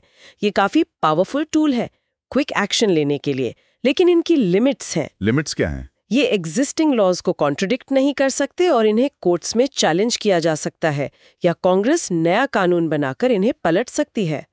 ये एक तरह से डेलीगेटेड लेजिस्लेशन है, या CEO के इंटरनल ऑर्डर्स की तरह। और एक आखिरी पावर जो सोर्स में मेंशन्ड है, एक थोड़ी ऑब्सक्योर पावर भी है।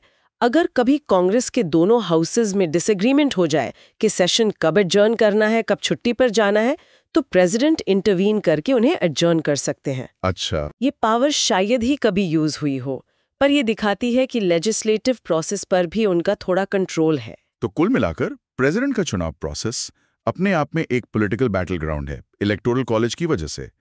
क्वालिफिकेशंस में natural born citizen clause unique है, टर्म लिमिट फिक्स है, और इम्पीचमेंट का डर हमेशा बना रहता है, चाहे रिमूवल मुश्किल हो। और पावर्स का तो क्या कहना, chief executive, commander in chief, chief diplomat, chief legislator through veto and agenda setting, head of party unofficially, ये सारे रोल्स एक ही ऑफिस में कंबाइंड है। लैस्की का कोट बिल्कुल सही बैठता है। ये वाकई एक यूनिक पोजीशन है जिसमें इमेंस पावर है, पर साथ ही कॉन्स्टिट्यूशनल चेक्स एंड बैलेंसेस भी हैं। हाँ, ये चेक्स एंड बैलेंसेस इंपॉर्टेंट है। कांग्रेस का वीटो ओवरराइड, सेनेट का अपॉइंटमेंट्स पर control, impeachment power, judicial review by courts, system को बैलेंस करने की कोशिश की गई है। बिल्कुल, ये एक डायनामिक सिस्टम है जहां प्रेसिडेंट की एक्चुअल पावर सिर्फ कॉन्स्टिट्यूशन पर नहीं, बल्कि पॉलिटिकल कैपिटल, पब्लिक ओपिनियन और कांग्रेस के साथ उनके रिलेशनशिप पर भी डिपेंड करती है। ये वाकई दुनिया के सबसे कॉम्प्लेक्स और कॉन्सिक्वेंशियल पॉलिटिकल ऑफिसेज में से एक है। चलिए आगे बढ़ते हैं। ठीक है, अब हम ब्रिटिश संविधान मतलब ब्रिटिश कॉन्स्टिट्यूशन पर थोड़ी चर्चा करेंगे। तो चलिए समझते हैं ये ब्रिटिश कॉन्स्टिट्यूशन क्या है। इसे अक्सर कहते हैं संविधानों की जननी या मदर ऑफ कॉन्स्टिट्यूशंस। सुनने में तो भारी लगता है, पर इसका मतलब बस ये है कि आज जो हम दुनिया भर में देखते हैं ना, पार्लियामेंट्री सिस्टम, रिप्रेजेंटेटिव गवर्नमेंट का आइडिया, हाँ, उसके जो बीज हैं वो कहीं ना कहीं ब्रिटेन में ही फूटे थे। ये दुनिया का सबसे पुराना कॉन्स्टिट्यूशनल सिस्टम भी माना जाता है। बिल्कुल। और सबसे दिलचस्प बात शायद ये है कि ये किसी कमेटी ने बैठ के एक बार में नहीं लिखा, जैसे मान लीजिए भारत का या अमेरिका का संविधान लिखा गया। हाँ, ये तो मतलब सदियों में धीरे धीरे जरूरत के हिसाब से केस बाय केस ये इवॉल्व हुआ है। ये हिस्ट्री की देन है, किसी मतलब ग्रैंड डिजाइन का नतीजा नहीं है। अच्छा, इसीलिए इसमें आपको राजशाही, मोनार्की और एरिस्टोक्रेसी मतलब पुराने जमाने के जो रईस लोग थे, और डेमोक्रेसी, इन तीनों का एक अजीब सा मिक्स देखने को मिलता है। हाँ, और इसी एवोल्यूशन से जुड़ा है इसका सबसे फेमस या शायद कहें इनफेमस फीचर कि ये एक अलिखित संविधान है, अनरिटन कॉन्स्टिट्यूशन। अब इसका क्या मतलब हुआ? क्या सच में कुछ भी लिखा हुआ नहीं है, सब बस ऐसी हवा में चल रहा है? नहीं, देखिए, अलिखित का मतलब ये बिल्कुल नहीं कि एब्सोल्युटली कुछ नहीं लिखा है। बहुत कुछ लिखा है, पर वो सब ना अलग अलग जगहों पर बिखरा हुआ है। कोई एक सिंगल कॉम्प्रिहेंसिव डॉक्यूमेंट नहीं है जिसको हम कह सकें कि ये है the constitution of the UK. अच्छा, जैसे हमारे पास है कॉन्स्टिट्यूशन ऑफ इंडिया, एक किताब। एग्जैक्टली, वैसा नहीं है। इनका संविधान स्टैट्यूट्स मतलब संसद के जो कानून हैं, कोर्ट जजमेंट्स, अदालतों के फैसले, कन्वेंशंस यानी परंपराएं, और कुछ पुराने हिस्टोरिकल डॉक्यूमेंट्स, इन सब से मिलकर बना है। ओके। परंपरा का एक ब्लेंड है, एक मिश्रण है। ये फिक्स नहीं है, बल्कि कॉन्स्टेंटली इवॉल्व होता रहता है, काफी डायनामिक है। ओके, तो अगर कोई एक किताब नहीं है तो फिर ये सिस्टम चलता कैसे है? मतलब पता कैसे चलता है कि रूल्स क्या हैं, गवर्नमेंट कैसे काम करेगी, इसके सोर्सेस क्या हैं फिर? हाँ, यही तो मजेदार बात है। इसके कई सोर्सेस हैं जो सब मिलकर संविधान बनाते हैं। सबसे पहला और शायद सबसे इम्पोर्टेंट है रूढ़ियां या कन्वेंशंस। कन्वेंशंस? हाँ, ये पॉलिटिक्स के अनरिटन रूल्स हैं जो समय के साथ प्रैक्टिस में आ गए हैं। जेएस मिल ने इन्हें कहा था संविधान के अलिखित सूत्र, unwritten Maxim's of the constitution. Interesting बात यह है कि ये लीगली इन्फोर्सेबल नहीं है। मतलब आप कोर्ट नहीं जा सकते कि देखिए ये कन्वेंशन तोड़ा गया है। क्या मतलब? लीगली इन्फोर्सेबल नहीं, फिर भी माने जाते हैं? ये कैसे मुमकिन है? हाँ, क्योंकि इनके पीछे पॉलिटिकल ट्रेडिशन और पब्लिक ओपिनियन का जबरदस्त दबाव होता है। इन्हें तोड़ना पॉलिटिकली बहुत रिस्की हो सकता है, मतलब भूचाल आ सकता है एक तरह से। अच्छा। जैसे एक कन्वेंशन है कि राजा या रानी जो भी हो, वो हमेशा प्राइम मिनिस्टर की सलाह पर ही काम करेंगे, अपनी पर्सनल मर्जी से नहीं। टेक्निकली उनके पास बहुत सारी पावर्स हैं कागज पर कन्वेंशन ये है कि वो यूज नहीं करेंगे। अच्छा, जैसे हमारे यहाँ प्रेसिडेंट के पास भी टेक्निकली काफी पावर्स हैं, पर वो ज्यादातर काउंसिल ऑफ मिनिस्टर्स के एडवाइस पर ही काम करते हैं ना? हाँ, तो ये कुछ वैसा ही हुआ, पर वहां ये कहीं लिखा हुआ नहीं, बस माना जाता है। एग्जैक्टली। बिल्कुल। और उदाहरण देखिए, राजा या रानी हाउस ऑफ कॉमन्स जो हमारी लोकसभा जैसी है, उसमें मेजॉरिटी पार्टी के लीडर को ही पीएम अपॉइंट करेंगे। हाँ, ये तो स्टैंडर्ड प्रोसीजर है। हाँ, पर ये कन्वेंशन है। पीएम की सलाह पर ही हाउस ऑफ कॉमन्स को डिसॉल्व करेंगे, मतलब भंग करेंगे चुनाव के लिए। संसद जो भी बिल पास करेगी उसे रॉयल असेंट, मतलब सहमति देंगे ही देंगे, वीटो नहीं करेंगे। अरे वीटो भी नहीं, नहीं। कन्वेंशन है कि नहीं करेंगे। और कैबिनेट कलेक्टिव रूप से हाउस ऑफ कॉमन्स के प्रति रिस्पॉन्सिबल होगी। मतलब अगर सरकार विश्वास खो देती है तो पूरी कैबिनेट को रिजाइन करना होगा। ये सब कन्वेंशंस हैं, कहीं लिखे नहीं है पर फॉलो होते हैं। कमाल है। ये तो बिल्कुल हमारे पार्लियामेंट्री सिस्टम के कोर प्रिंसिपल्स हैं। कलेक्टिव रिस्पॉन्सिबिलिटी, पीएम का बहुमत दल से होना, प्रेसिडेंट का सलाह पर काम करना, ये सब हमारे संविधान में बाकायदा लिखा है, आर्टिकल 74-75 में। और वहां ये सब बस कन्वेंशन पर चल रहा है। तो अगर कल को राजा या रानी चाहें तो टेक्निकली पीएम की सलाह मानने से मना कर सकते हैं, लीगली। टेक्निकली हाँ, कर सकते हैं, पर पॉलिटिकली जैसा मैंने कहा, ये एक कॉन्स्टिट्यूशनल क्राइसिस खड़ा कर देगा, कोई करेगा नहीं। इसीलिए ये कन्वेंशंस इतने पावरफुल हैं। समझ गया। अच्छा, दूसरा सोर्स क्या है? दूसरा सोर्स है महान चार्टर, ग्रेट चार्टर्स। ये बहुत पुराने हिस्टोरिकल डॉक्यूमेंट्स हैं जिन्होंने राजा की शक्तियों को लिमिट किया और सिटीजन्स की लिबर्टीज की नींव रखी। सबसे फेमस है मैग्ना कार्टा 1215 का। 1215? बाप रे, हिस्ट्री क्लास में पढ़ा था। हाँ, सोचिए 800 साल से ज्यादा पुराना। फिर पिटिशन ऑफ राइट्स है 1628 का, बिल ऑफ राइट्स है 1689 का।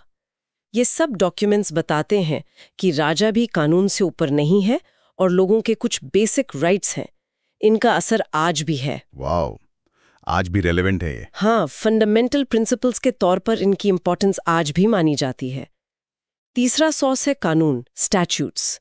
ये वो लॉज हैं जो ब्रिटिश पार्लियामेंट ने टाइम टू टाइम पास किए हैं। अच्छा, जैसे हमारी संसद कानून बनाती है। बिल्कुल। इनमें से कई कानून गवर्नमेंट इंस्टीट्यूशंस के स्ट्रक्चर, पावर्स और फंक्शंस को डिफाइन करते हैं।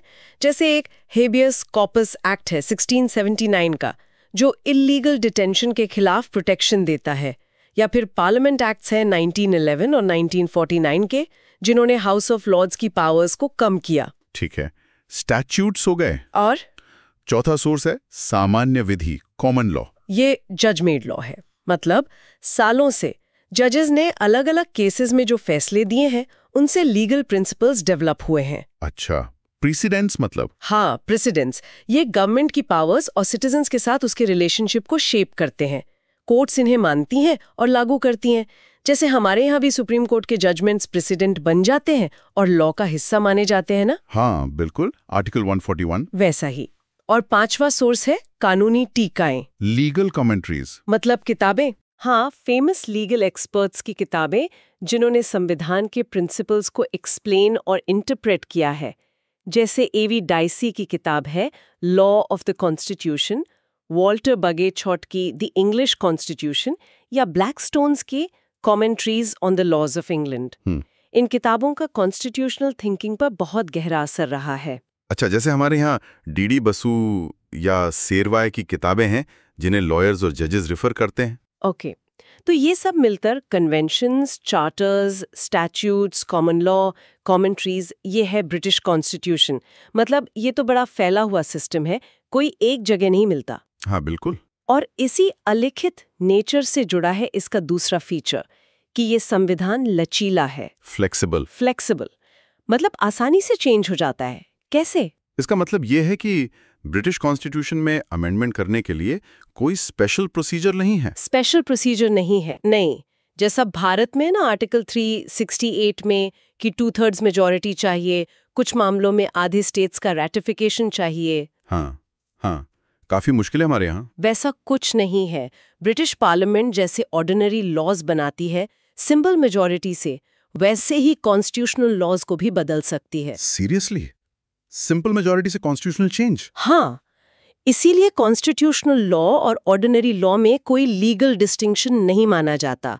दोनों को बदलने का तरीका सेम है। ये तो बड़ा अजीब है। हमारे यहाँ तो कॉन्स्टिट्यूशन को कितना सीक्रेट माना जाता है। बेसिक स्ट्रक्चर डॉक्ट्रिन है उसे प्रोटेक्ट करने के लिए।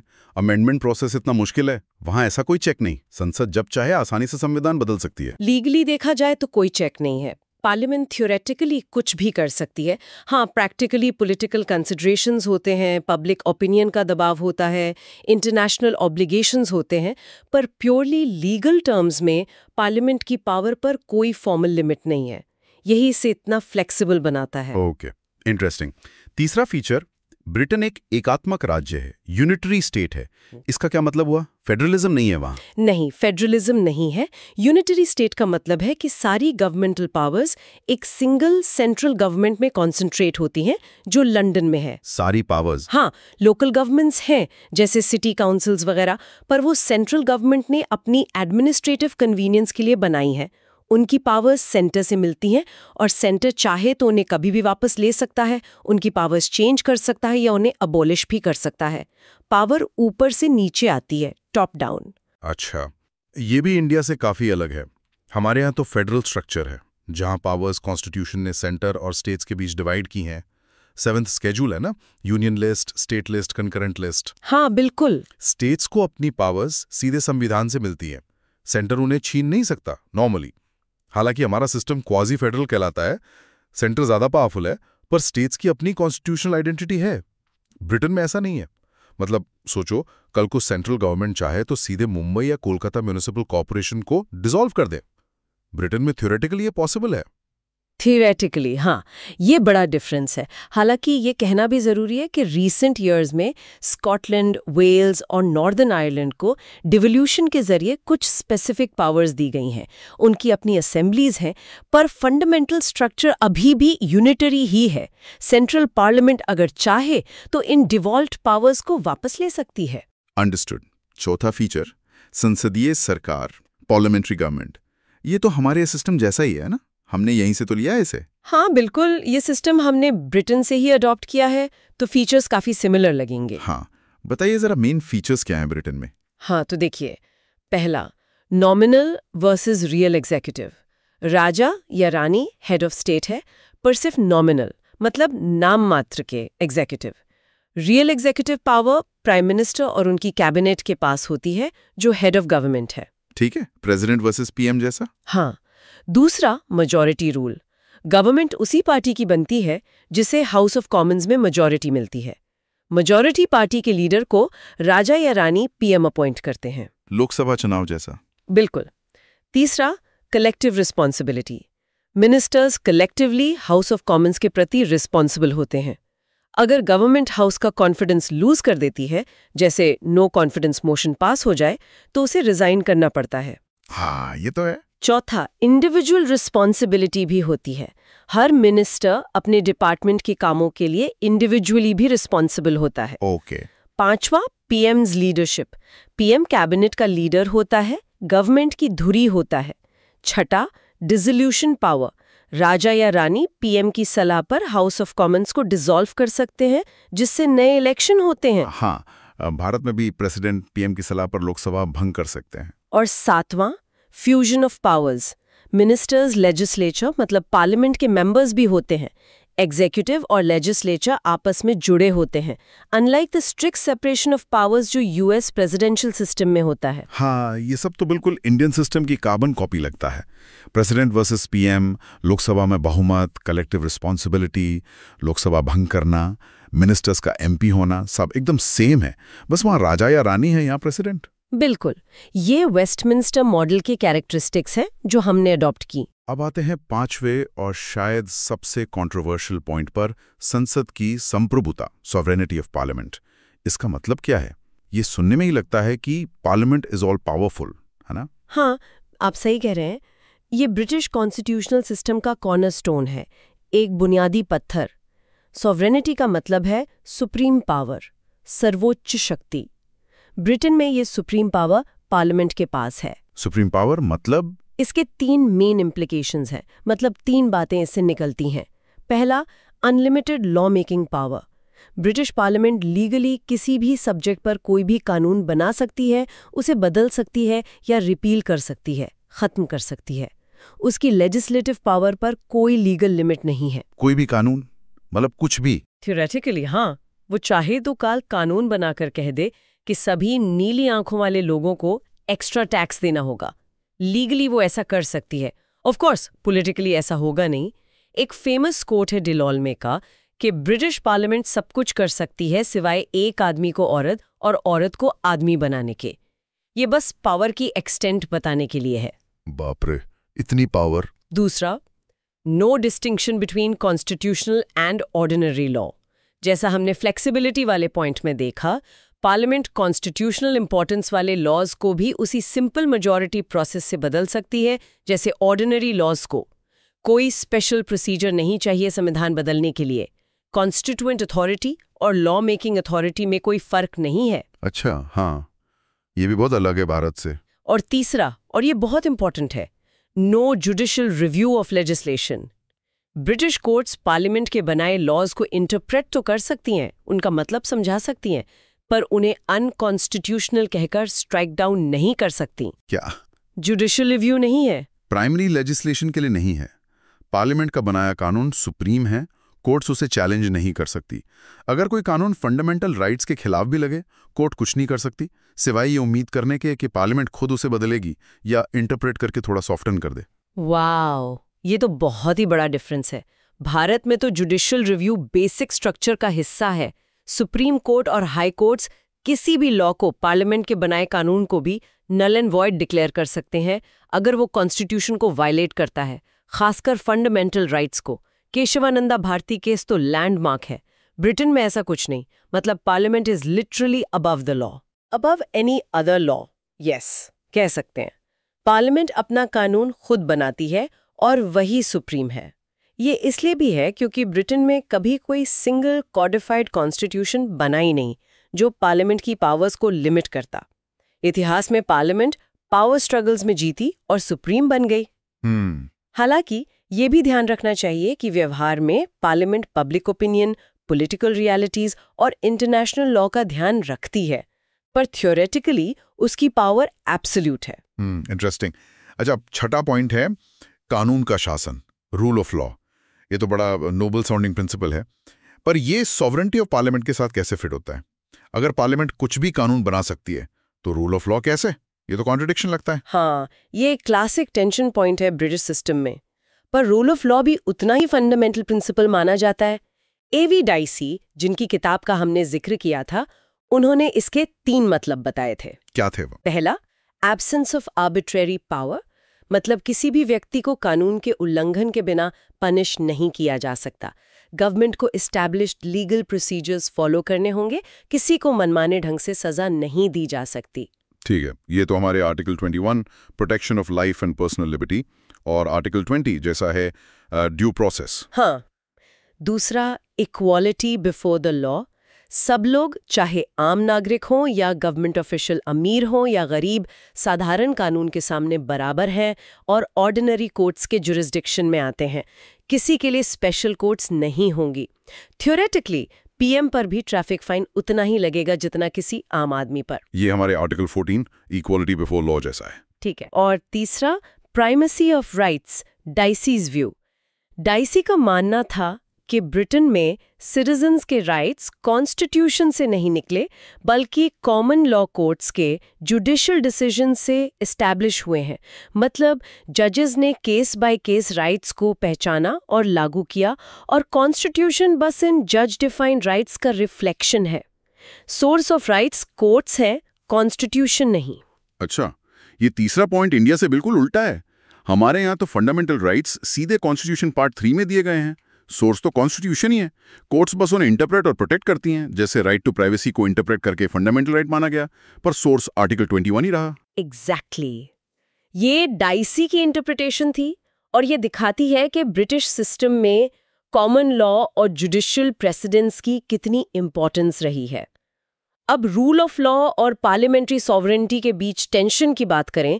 डाइसी का मानना था कि पार्लियामेंट को रूल ऑफ लॉ के प्रिंसिपल्स के अनुसार ही कानून बनाने चाहिए। हालांकि लीगली पार्लियामेंट कुछ भी कर सकती है, पॉलिटिकली और मॉरली उसे रूल ऑफ लॉ को रिस्पेक्ट करना चाहिए। पर अगर पार्लियामेंट कोई ऐसा कानून बना दे जो रूल ऑफ लॉ के खिलाफ हो तो कोर्ट्स उसे रोक नहीं सकती। Got it. तो ये एक तरह का मॉरल चेक है पार्लियामेंट पर, लीगल चेक नहीं। ठीक है। 7वां फीचर, संवैधानिक राजतंत्र, कॉन्स्टिट्यूशनल मोनार्की। मतलब राजा या रानी है पर कॉन्स्टिट्यूशन के हिसाब से चलते हैं। एग्जैक्टली। ब्रिटेन एक मोनार्की है। हेड ऑफ स्टेट वंशानुगत यानी हेरिडिटरी राजा या रानी होते हैं। अभी किंग चार्ल्स है, लेकिन उनकी पावर्स कॉन्स्टिट्यूशनल कन्वेंशंस और लॉज से लिमिटेड हैं। जैसा हमने पहले भी कहा, monarch reigns but does not rule। reigns but does not rule। हाँ, वो शासन करते हैं, मतलब सिंबॉलिक हेड है, राज नहीं करते, एक्चुअल गवर्नेंस नहीं करते। रियल पावर पीएम और कैबिनेट के पास है, जो पार्लियामेंट के प्रति अकाउंटेबल है और पार्लियामेंट लोगों के प्रति। इसीलिए इसे कॉन्स्टिट्यूशनल और लिमिटेड मोनार्की कहते हैं। और वो क्राउन और राजा रानी में क्या फर्क बताया था आपने? वो थोड़ा कंफ्यूजिंग है। हाँ, ये सटल पॉइंट है। किंग या क्वीन वो व्यक्ति है जो गद्दी पर बैठता है, वो नश्वर है, आते जाते रहते हैं। हाँ। क्राउन एक इंस्टीट्यूशन है, राजशाही की संस्था, वो अमर है। ब्रिटेन में एक कहावत है, the king is dead, long live the king. हाँ, सुना है। इसका मतलब है कि सिंहासन पर बैठा व्यक्ति, राजा, मर गया है, लेकिन राजशाही की संस्था, क्राउन, जीवित है और अब नया राजा आ गया है। Crown symbolises the executive power of the state, जो असल में मिनिस्टर्स द्वारा एक्सरसाइज की जाती है in the name of the crown. समझ गया। Person versus institution. भारत तो एक रिपब्लिक है। हमारा head of state president elected होता है, हेरिडिटरी नहीं। पर प्रेसिडेंट का रोल काफी हद तक ब्रिटिश मोनार्क की तरह सेरेमोनियल है। रियल पावर तो पीएम के पास ही है। बिल्कुल सही एनालॉजी है। ये कंपैरिजन समझने में मदद करता है। और आखिरी 8वां फीचर, द्विसदनीयता, मतलब 2 हाउसेस वाली पार्लियामेंट, जैसे हमारे यहाँ लोकसभा और राज्यसभा। हाँ, ब्रिटिश पार्लियामेंट के भी 2 सदन हैं, हाउस ऑफ लॉर्ड्स और हाउस ऑफ कॉमन्स। अच्छा, कौन ज्यादा पावरफुल है? हाउस ऑफ कॉमन्स ज्यादा पावरफुल है। पहले हाउस ऑफ लॉर्ड्स के बारे में बात करते हैं। हाउस ऑफ लॉर्ड्स ये अपर हाउस है, दुनिया का सबसे पुराना सेकेंड चेंबर माना जाता है। हिस्टोरिकली ये हेरिडिटरी नोबल्स, मतलब खानदानी रईसों, एरिस्टोक्रेसी का सदन था। ओह, तो अभी भी वही लोग हैं? नहीं, अब इसमें काफी रिफॉर्म्स हुए हैं। ज्यादातर मेंबर्स अब अपॉइंटेड लाइफ पेयर्स होते हैं, मतलब जिन्हें उनके अचीवमेंट्स के लिए जीवन भर के लिए लॉर्ड बनाया जाता है। कुछ चर्च ऑफ इंग्लैंड के बिशप्स होते हैं और बहुत कम संख्या में हेरिडिटरी पेयर्स बचे हैं। ये पूरी तरह इलेक्टेड बॉडी नहीं है। अच्छा, पावर्स कैसी हैं इसकी? इसकी पावर्स अब हाउस ऑफ कॉमन्स के मुकाबले काफी कम हो गई हैं, खासकर कानून बनाने और फाइनेंस के मामलों में। ये लॉज को डिले कर सकता है, स्क्रूटनाइज कर सकता है, उसमें अमेंडमेंट सजेस्ट कर सकता है, पर फाइनल से हाउस ऑफ कॉमन्स का ही होता है। ये लॉज को इनडेफिनेटली ब्लॉक नहीं कर सकता मोस्टली। ठीक है। अब house of Commons? House of Commons ये लोअर हाउस है, पर ज्यादा इंपॉर्टेंट और पावरफुल है। इसमें मेंबर्स एमपीज जनता द्वारा डायरेक्टली चुने जाते हैं यूनिवर्सल अडल्ट फ्रेंचाइज के बेसिस पर, जैसे हमारे यहाँ लोकसभा के चुनाव होते हैं। अभी इसमें 650 सीट्स हैं, जो पूरे UK, England, Wales, Scotland, Northern island से चुनकर आते हैं। अच्छा, 650 सीट्स। हाँ, गवर्नमेंट इसी हाउस के कॉन्फिडेंस पर टिकी रहती है। सारे इम्पोर्टेंट लॉज, बजट वगैरह यहीं ओरिजिनेट होते हैं या यहीं से फाइनल अप्रूवल लेते हैं? प्राइम मिनिस्टर इसी हाउस का मेंबर होता है कन्वेंशनली। तो हाउस ऑफ लॉर्ड्स हमारी राज्यसभा जैसा बिल्कुल नहीं है, क्योंकि राज्यसभा स्टेट्स को रिप्रेजेंट करती है, उसके मेंबर्स इनडायरेक्टली इलेक्टेड या नॉमिनेटेड होते हैं, हेरिडिटरी नहीं। और राज्यसभा के पास लॉर्ड से ज्यादा पावर्स हैं, फाइनेंशियल बिल्स को छोड़कर, है ना? हाँ, ये सही कंपैरिजन है। लॉर्ड्स काफी यूनिक इंस्टीट्यूशन है। और हाउस ऑफ कॉमन्स हमारे लोकसभा जैसा है, डायरेक्टली इलेक्टेड, ज्यादा पावरफुल, सरकार यहीं से बनती बिगड़ती है। बिल्कुल सही। तो ये है ब्रिटिश कॉन्स्टिट्यूशन का एक, कह सकते हैं, खाका। काफी अनोखा सिस्टम है भाई, खासकर इसका अनरिटन और फ्लेक्सिबल नेचर और पार्लियामेंट की एब्सोल्यूट सॉवरेनिटी।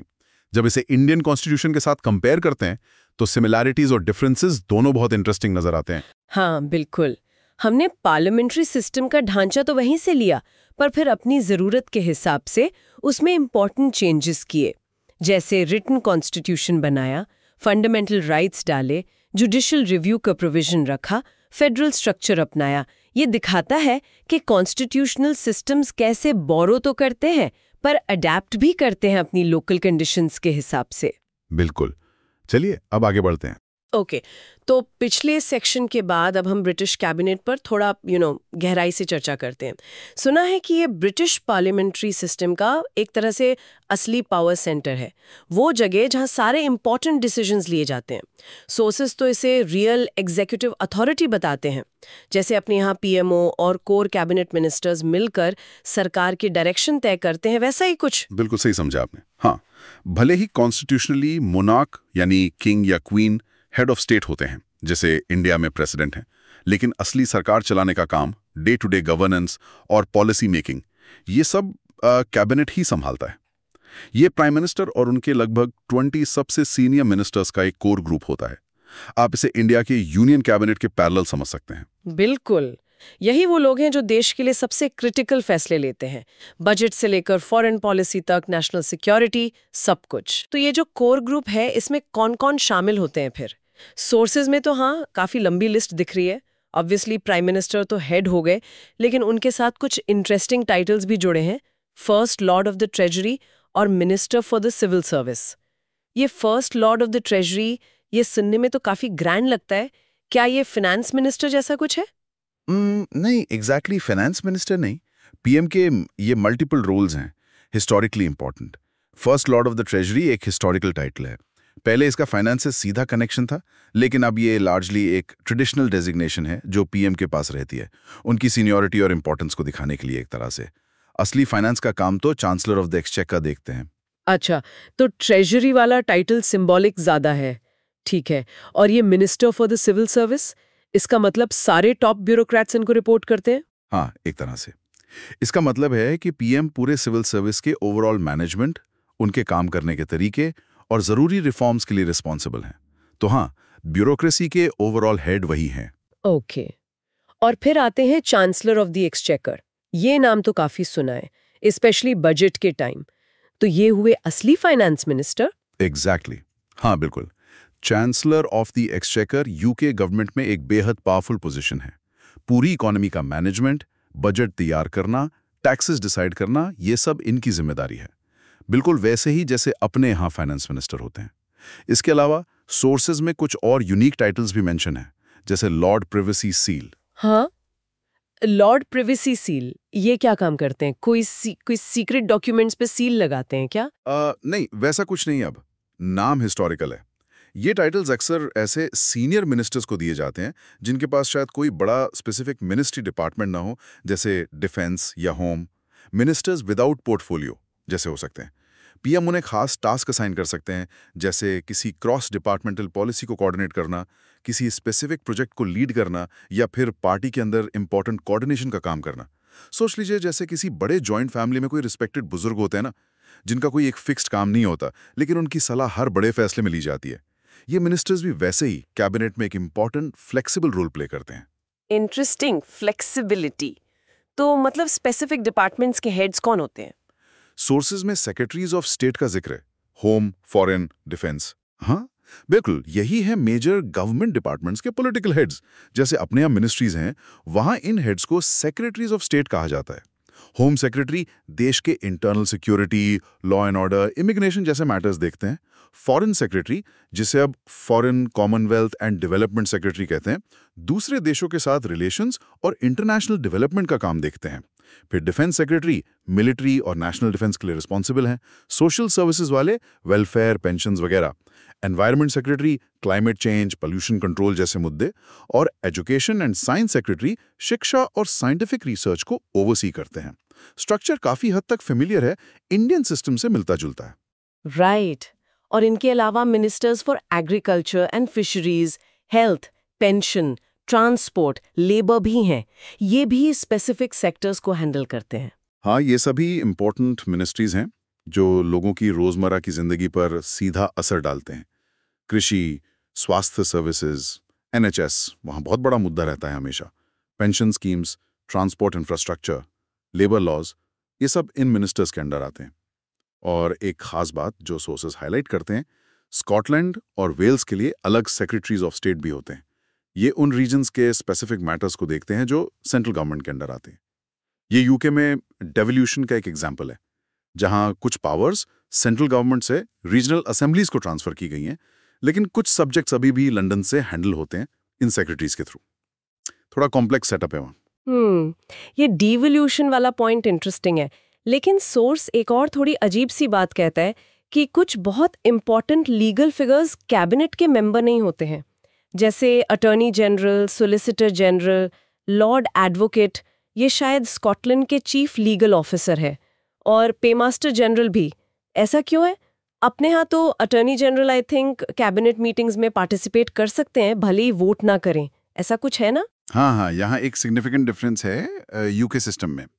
वहाँ लीगल एडवाइस को पॉलिटिकल डिसीजन मेकिंग प्रोसेस से थोड़ा अलग रखने की कोशिश की जाती है। अटॉर्नी जनरल गवर्नमेंट के चीफ लीगल एडवाइजर होते हैं। उनका काम है सरकार को कानूनी मामलों पर निष्पक्ष, मतलब इम्पार्शियल सलाह देना। माना जाता है कि अगर वो कैबिनेट के फुल मेंबर होंगे, डिसीजन मेकिंग में वोट करेंगे, तो उनकी लीगल एडवाइस पॉलिटिकल कंसिडरेशन से इन्फ्लुएंस हो सकती है, ऑब्जेक्टिविटी कॉम्प्रोमाइज हो सकती है। इसलिए उन्हें कैबिनेट मेंबर नहीं बनाया जाता। वो जरूरत पड़ने पर कैबिनेट को ब्रीफ कर सकते हैं, मीटिंग्स अटेंड कर सकते हैं इनवाइट पर, लेकिन वो पॉलिसी डिसीजंस का हिस्सा नहीं होते। बेसिकली उनका रोल स्ट्रिक्टली एडवाइजरी रहता है, पॉलिसी फॉर्मेशन का नहीं। ये सेपरेशन ऑफ पावर्स का एक सटल एस्पेक्ट है वहां के सिस्टम में। अच्छा, समझ गई। ये लीगल और पॉलिटिकल रोल्स के बीच एक क्लियर बाउंड्री मेंटेन करने की कोशिश है। हाँ, काफी लॉजिकल लग रहा है इम्पार्शियलिटी के पर्सपेक्टिव से। अच्छा, अब कैबिनेट के अलावा एक और बॉडी का जिक्र सोर्सेज में है, प्रिवी काउंसिल। लिखा है कि इसका कैबिनेट से क्लोज रिलेशनशिप है। ये क्या चीज है? कोई super cabinet type? Super cabinet तो बिल्कुल नहीं, और हाउस ऑफ लॉर्ड्स से भी अलग है। प्रिवी काउंसिल एक बहुत ही एंशिएंट हिस्टोरिकल बॉडी है। इसकी शुरुआत 15वीं सेंचुरी में हुई थी, जब ब्रिटिश मोनार्क को सलाह देने के लिए एक काउंसिल हुआ करती थी। आप इसे ओरिजिनल एडवाइजरी बॉडी कह सकते हैं। लेकिन समय के साथ जैसे जैसे पार्लियामेंट्री डेमोक्रेसी डेवलप हुई, इस प्रिवी काउंसिल की एक्चुअल एग्जीक्यूटिव पावर्स धीरे धीरे इसकी ही एक छोटी, ज्यादा पावरफुल इनर कमिटी को ट्रांसफर हो गई, और यही इनर कमिटी आगे चलकर आज की कैबिनेट बन गई। अच्छा, तो कैबिनेट एसेंशियली इसी प्रिवी काउंसिल से निकला है। वाओ, एक तरह से आउटग्रोथ है। तो अब इस ओरिजिनल प्रिवी काउंसिल में कौन लोग हैं? सोर्स कहता है कि इसमें लगभग 330 मेंबर्स हैं। ये तो कैबिनेट के 20-22 मेंबर्स के मुकाबले बहुत ही बड़ा नंबर है। इतने सारे लोग मिलकर करते क्या हैं फिर? हाँ, नंबर काफी बड़ा है, और कॉम्पोजिशन भी इंटरेस्टिंग है। इसमें सभी current cabinet ministers automatically member होते हैं, लेकिन इसके अलावा सभी पुराने कैबिनेट मिनिस्टर्स भी लाइफ लॉन्ग इसके मेंबर बने रहते हैं, जब तक वो रिजाइन ना करें। इमेजिन कीजिए, सारे farmer PM's, farmer senior ministers इसका हिस्सा होते हैं। इनके साथ ही कुछ और प्रोमिनेंट फिगर्स जैसे ऑपोजिशन के लीडर, सीनियर जजेस, चर्च ऑफ इंग्लैंड के लीडर्स और कॉमनवेल्थ कंट्रीज के कुछ सीनियर पॉलिटिशियंस भी इसके मेंबर बनाए जाते हैं। लेकिन इतना बड़ा ग्रुप होने के कारण ये अब लार्जली एक सेरेमोनियल बॉडी बन गई है। इसके कुछ फॉर्मल फंक्शन जरूर हैं, जैसे कुछ रॉयल प्रोक्लेमेशंस इशू करना या कुछ स्पेसिफिक ऑर्डर्स इन काउंसिल पास करना। टेक्निकली ये मोनार्क के नाम से होते हैं, पर इनके पीछे एडवाइस कैबिनेट की ही होती है। असली पॉलिसी डिसीजंस और डे टू डे पावर तो कैबिनेट के पास ही है। इस प्रिवी काउंसिल को Lord president of the council head करते हैं, जो खुद कैबिनेट के मेंबर होते हैं। इसको आप ऐसे समझ सकते हैं जैसे किसी बहुत प्रेस्टिजियस यूनिवर्सिटी की एक बहुत बड़ी एलुमनाई एसोसिएशन हो। उसका एक अपना स्टेटस है, रिस्पेक्ट है, कभी कभी फॉर्मल फंक्शंस होते हैं, लेकिन यूनिवर्सिटी चलाने का असली काम तो करंट वाइस चांसलर और उनकी टीम ही करती है। प्रिवी काउंसिल का रोल अब कुछ वैसा ही है। ओके, ये क्लियर हुआ। हिस्टोरिकल कनेक्शन है पर प्रैक्टिकल पावर अब कैबिनेट में है। ठीक है, अब आते हैं असली पावर डायनामिक्स पर। मैंने स्कूल में पढ़ा था और अक्सर सुना भी है कि ब्रिटिश पीएम प्रिमिस इंटर पारिस होते हैं, यानी फर्स्ट अमंग इक्वल्स। मतलब सब मिनिस्टर्स बराबर के हैं, पीएम बस उनमें थोड़े पहले हैं, जैसे टीम का कैप्टन होता है। क्या ये अब भी सच है? देखिए, वो ट्रेडिशनल व्यू था और थियोरेटिकल लेवल पर यह कॉन्सेप्ट अभी भी एग्जिस्ट करता है।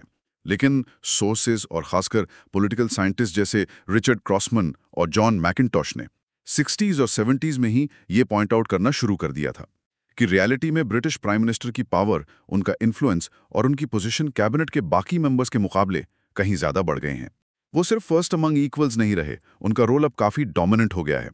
वो सिर्फ टीम कैप्टन नहीं है जो टॉस करने जाते हैं, बल्कि अब वो कोच, सिलेक्टर, स्ट्रैटेजिस्ट सब कुछ बन गए हैं एक तरह से। डोमिनेंट मतलब कैबिनेट अब सिर्फ रबर स्टैम्प की तरह काम करती है, पीएम जो चाहे वो कर सकते हैं। जैसे कई बार कंपनीज में होता है कि सीईओ का डिसीजन ही फाइनल होता है। उतना एक्सट्रीम कहना शायद ठीक ना हो कि कैबिनेट बिल्कुल पावरलेस है या सिर्फ रबर स्टैम्प है। मिनिस्टर्स अभी भी इंपॉर्टेंट होते हैं, अपने डिपार्टमेंट्स चलाते हैं, पॉलिसी इनपुट्स देते हैं। लेकिन हाँ, पीएम का कंट्रोल और इन्फ्लुएंस बहुत बढ़ गया है। पीएम ही कैबिनेट मीटिंग्स का एजेंडा सेट करते हैं, क्या डिस्कस होगा क्या नहीं। की मिनिस्ट्रियल अपॉइंटमेंट्स, कौन मिनिस्टर बनेगा, कौन हटाया जाएगा, ये लार्जली पीएम का डिसीजन होता है। गवर्नमेंट की ओवरऑल पॉलिसी डायरेक्शन और स्ट्रैटेजिक प्रायोरिटीज पीएम ही तय करते हैं। उनका अपना एक प्राइम मिनिस्टर्स ऑफिस, जिसे नंबर 10 कहते हैं, काफी पावरफुल हो गया है। जिसमें उनके अपने एडवाइजर्स होते हैं जो पॉलिसी मेकिंग में डायरेक्टली इन्वॉल्व्ड होते हैं, कई बार लाइन मिनिस्ट्रीज को बाईपास करके भी। इसीलिए पॉलिटिकल साइंस में अब कैबिनेट गवर्नमेंट जहां कलेक्टिव कैबिनेट डिसीजन लेती है की जगह प्राइम मिनिस्टरियल गवर्नमेंट टर्म का इस्तेमाल ज्यादा होता है। ये टर्म इस बात को हाईलाइट करता है कि पावर का सेंटर अब कैबिनेट एज अ होल से शिफ्ट होकर प्राइम मिनिस्टर के ऑफिस में आ गया है। ये तो पावर स्ट्रक्चर में एक फंडामेंटल शिफ्ट लग रहा है। इसके इम्प्लीकेशंस क्या हैं फिर? एक तरफ तो लगता है कि इससे डिसीजन मेकिंग फास्टर और डिसाइसिव हो जाती होंगी, खासकर क्राइसिस के टाइम। अगर एक ही पर्सन चार्ज में है तो फटाफट फैसले हो सकते हैं। लेकिन दूसरी तरफ क्या इससे कलेक्टिव विजडम का कॉन्सेप्ट खत्म नहीं हो जाता? वो जो कहते हैं कैबिनेट कलेक्टिव रिस्पॉन्सिबिलिटी, कि सब मिनिस्टर्स एक साथ डिसीजन लेते हैं और उसके लिए जॉइंटली रिस्पॉन्सिबल होते हैं, क्या वो प्रिंसिपल कमजोर नहीं पड़ जाता? आपने बिल्कुल सही पॉइंट्स उठाए हैं। इसके दोनों पहलू हैं। बिल्कुल, एक strong dominant PM national emergencies या इकोनॉमिक क्राइसिस जैसे सिचुएशंस में डिसाइसिव लीडरशिप प्रोवाइड कर सकता है, जल्दी और क्लियर डिसीजंस लिए जा सकते हैं। लेकिन इसका डाउनसाइड ये है कि क्रिटिक्स कहते हैं कि इससे कैबिनेट की कलेक्टिव रिस्पॉन्सिबिलिटी डाइल्यूट होती है। कलेक्टिव रिस्पॉन्सिबिलिटी का मतलब सिर्फ ये नहीं कि सब जॉइंटली रिस्पॉन्सिबल हैं, बल्कि ये भी कि डिसीजंस कलेक्टिव डिलिब्रेशन, बहस मुबाहिसा के बाद लिए जाने चाहिए। अगर पीएम अपने कुछ क्लोज एडवाइजर्स के साथ मिलकर ही सारे बड़े फैसले ले रहे हैं और कैबिनेट को सिर्फ इन्फॉर्म कर रहे हैं या उनसे फॉर्मल अप्रूवल ले रहे हैं, तो वो कलेक्टिव एलिमेंट खत्म हो जाता है। इससे ये भी खतरा रहता है कि पावर एक ही व्यक्ति के हाथ में जरूरत से ज्यादा कॉन्सेंट्रेट हो जाए, जो किसी भी डेमोक्रेसी के लिए हेल्दी नहीं माना जाता। कई बार सोफा गवर्नमेंट जैसे टर्म्स भी यूज किए गए हैं। ये एक कंटिन्यूस डिबेट है ब्रिटिश पॉलिटिक्स में कि सही बैलेंस कहाँ है स्ट्रॉन्ग लीडरशिप और कलेक्टिव डिसीजन मेकिंग के बीच। ये बैलेंस वाकई ट्रिकी है, हर सिस्टम इससे ग्रैपल करता है शायद। अच्छा, अब एक आखिरी पर बहुत ही फैसिनेटिंग कॉन्सेप्ट जो सोर्सेज में है, शैडो कैबिनेट। ये सुनने में थोड़ा मिस्टीरियस लगता है। कोई सीक्रेट ग्रुप है क्या जो असली कैबिनेट पे नजर रखता है, कुछ जासूसी टाइप? नहीं, सीक्रेट तो बिल्कुल नहीं, बल्कि बहुत ही पब्लिक और फॉर्मली रिकॉग्नाइज्ड इंस्टीट्यूशन है। और ये ब्रिटिश पार्लियामेंट्री सिस्टम की एक बहुत यूनिक और मैं कहूँगा ब्रिलियंट फीचर है। इसे रूलिंग पार्टी नहीं बल्कि ऑफिशियल ऑपोजिशन पार्टी बनाती है, यानी वो पार्टी जो सेकंड नंबर पर आई है इलेक्शंस में। इसके बेसिकली दो मेन ऑब्जेक्टिव्स हैं। पहला, रूलिंग कैबिनेट के कामकाज पर गहरी नजर रखना, उनकी पॉलिसीज को स्क्रूटनाइज करना, उन्हें चैलेंज करना और एक तरह से उन्हें बैलेंस करना। और दूसरा, अपने ही पार्टी के सीनियर मेंबर्स को फ्यूचर में पोटेंशियली मिनिस्टर बनने के लिए तैयार करना, उन्हें एक तरह की ऑन द जॉब ट्रेनिंग देना। मतलब ऑपोजिशन अपनी एक पैरेलल डमी सरकार चलाती है, हर मिनिस्टर के लिए उनका एक शैडो। जैसे जैसे क्रिकेट में मेन टीम के प्लेयर्स को प्रैक्टिस देने के लिए नेट बॉलर होता है, या फिर कॉलेज इलेक्शंस में हारने वाला पैनल जीते हुए पैनल के हर सेक्रेटरी के काम पर नजर रखने के लिए अपना एक बंदा लगा देता है। क्रिकेट वाली एनालॉजी काफी हद तक सही है। ए टीम वाली एनालॉजी भी फिट बैठती है। बिल्कुल, हर रूलिंग कैबिनेट मिनिस्टर के लिए ऑपोजिशन पार्टी एक करस्पॉन्डिंग शैडो मिनिस्टर अपॉइंट करती है।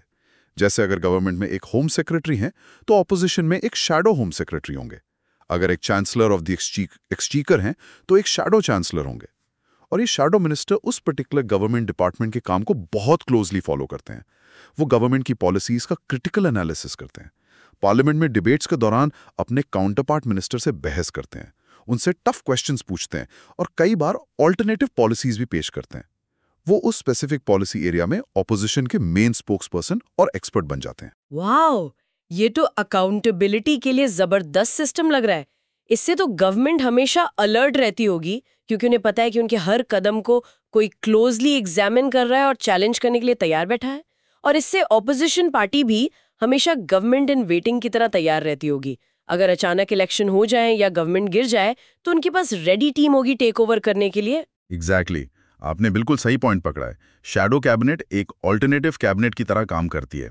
अगर अगले इलेक्शन में पार्टी बदल जाती है और ऑपोजिशन पावर में आ जाती है, तो अक्सर ये शैडो मिनिस्टर्स ही वो रियल मिनिस्टेरियल पोर्टफोलियो संभाल लेते हैं जिन्हें वो शैडो कर रहे थे, क्योंकि उन्होंने सालों तक उस डिपार्टमेंट के इश्यूज, चैलेंजेस और वर्किंग को क्लोजली फॉलो किया होता है, तो उन्हें काम शुरू करने में आसानी होती है, ट्रांजिशन स्मूथ होता है। इसी कॉन्टेक्स्ट में सर आइवर जेनिंग्स, जो एक बहुत बड़े ब्रिटिश कॉन्स्टिट्यूशनल एक्सपर्ट थे, उन्होंने लीडर ऑफ द ऑपोजिशन को ऑल्टरनेटिव प्राइम मिनिस्टर तक कहा है। और ये सिर्फ कहने की बात नहीं है। यूके में लीडर ऑफ द ऑपोजिशन को ऑफिशियल स्टेटस मिलता है, उन्हें कैबिनेट मिनिस्टर के बराबर सैलरी और पर्क्स मिलते हैं। यह इस बात को दर्शाता है कि ब्रिटिश सिस्टम ऑपोजिशन के रोल को कितनी अहमियत देता है एक हेल्दी डेमोक्रेसी के लिए। लेकिन हर मिनिस्ट्री के लिए इतना फॉर्मलाइज्ड शैडोइंग का सिस्टम नहीं है जैसा ब्रिटेन में है। ये शैडो कैबिनेट वाला कॉन्सेप्ट तो वाकई काफी इम्प्रेसिव और थॉटफुल लग रहा है। अकाउंटेबिलिटी और प्रिपेयर्डनेस दोनों चीजों को एड्रेस करता है। काफी कुछ सीखने को मिला ब्रिटिश कैबिनेट सिस्टम के इन अलग अलग पहलुओं से। चलिए अब आगे बढ़ते हैं।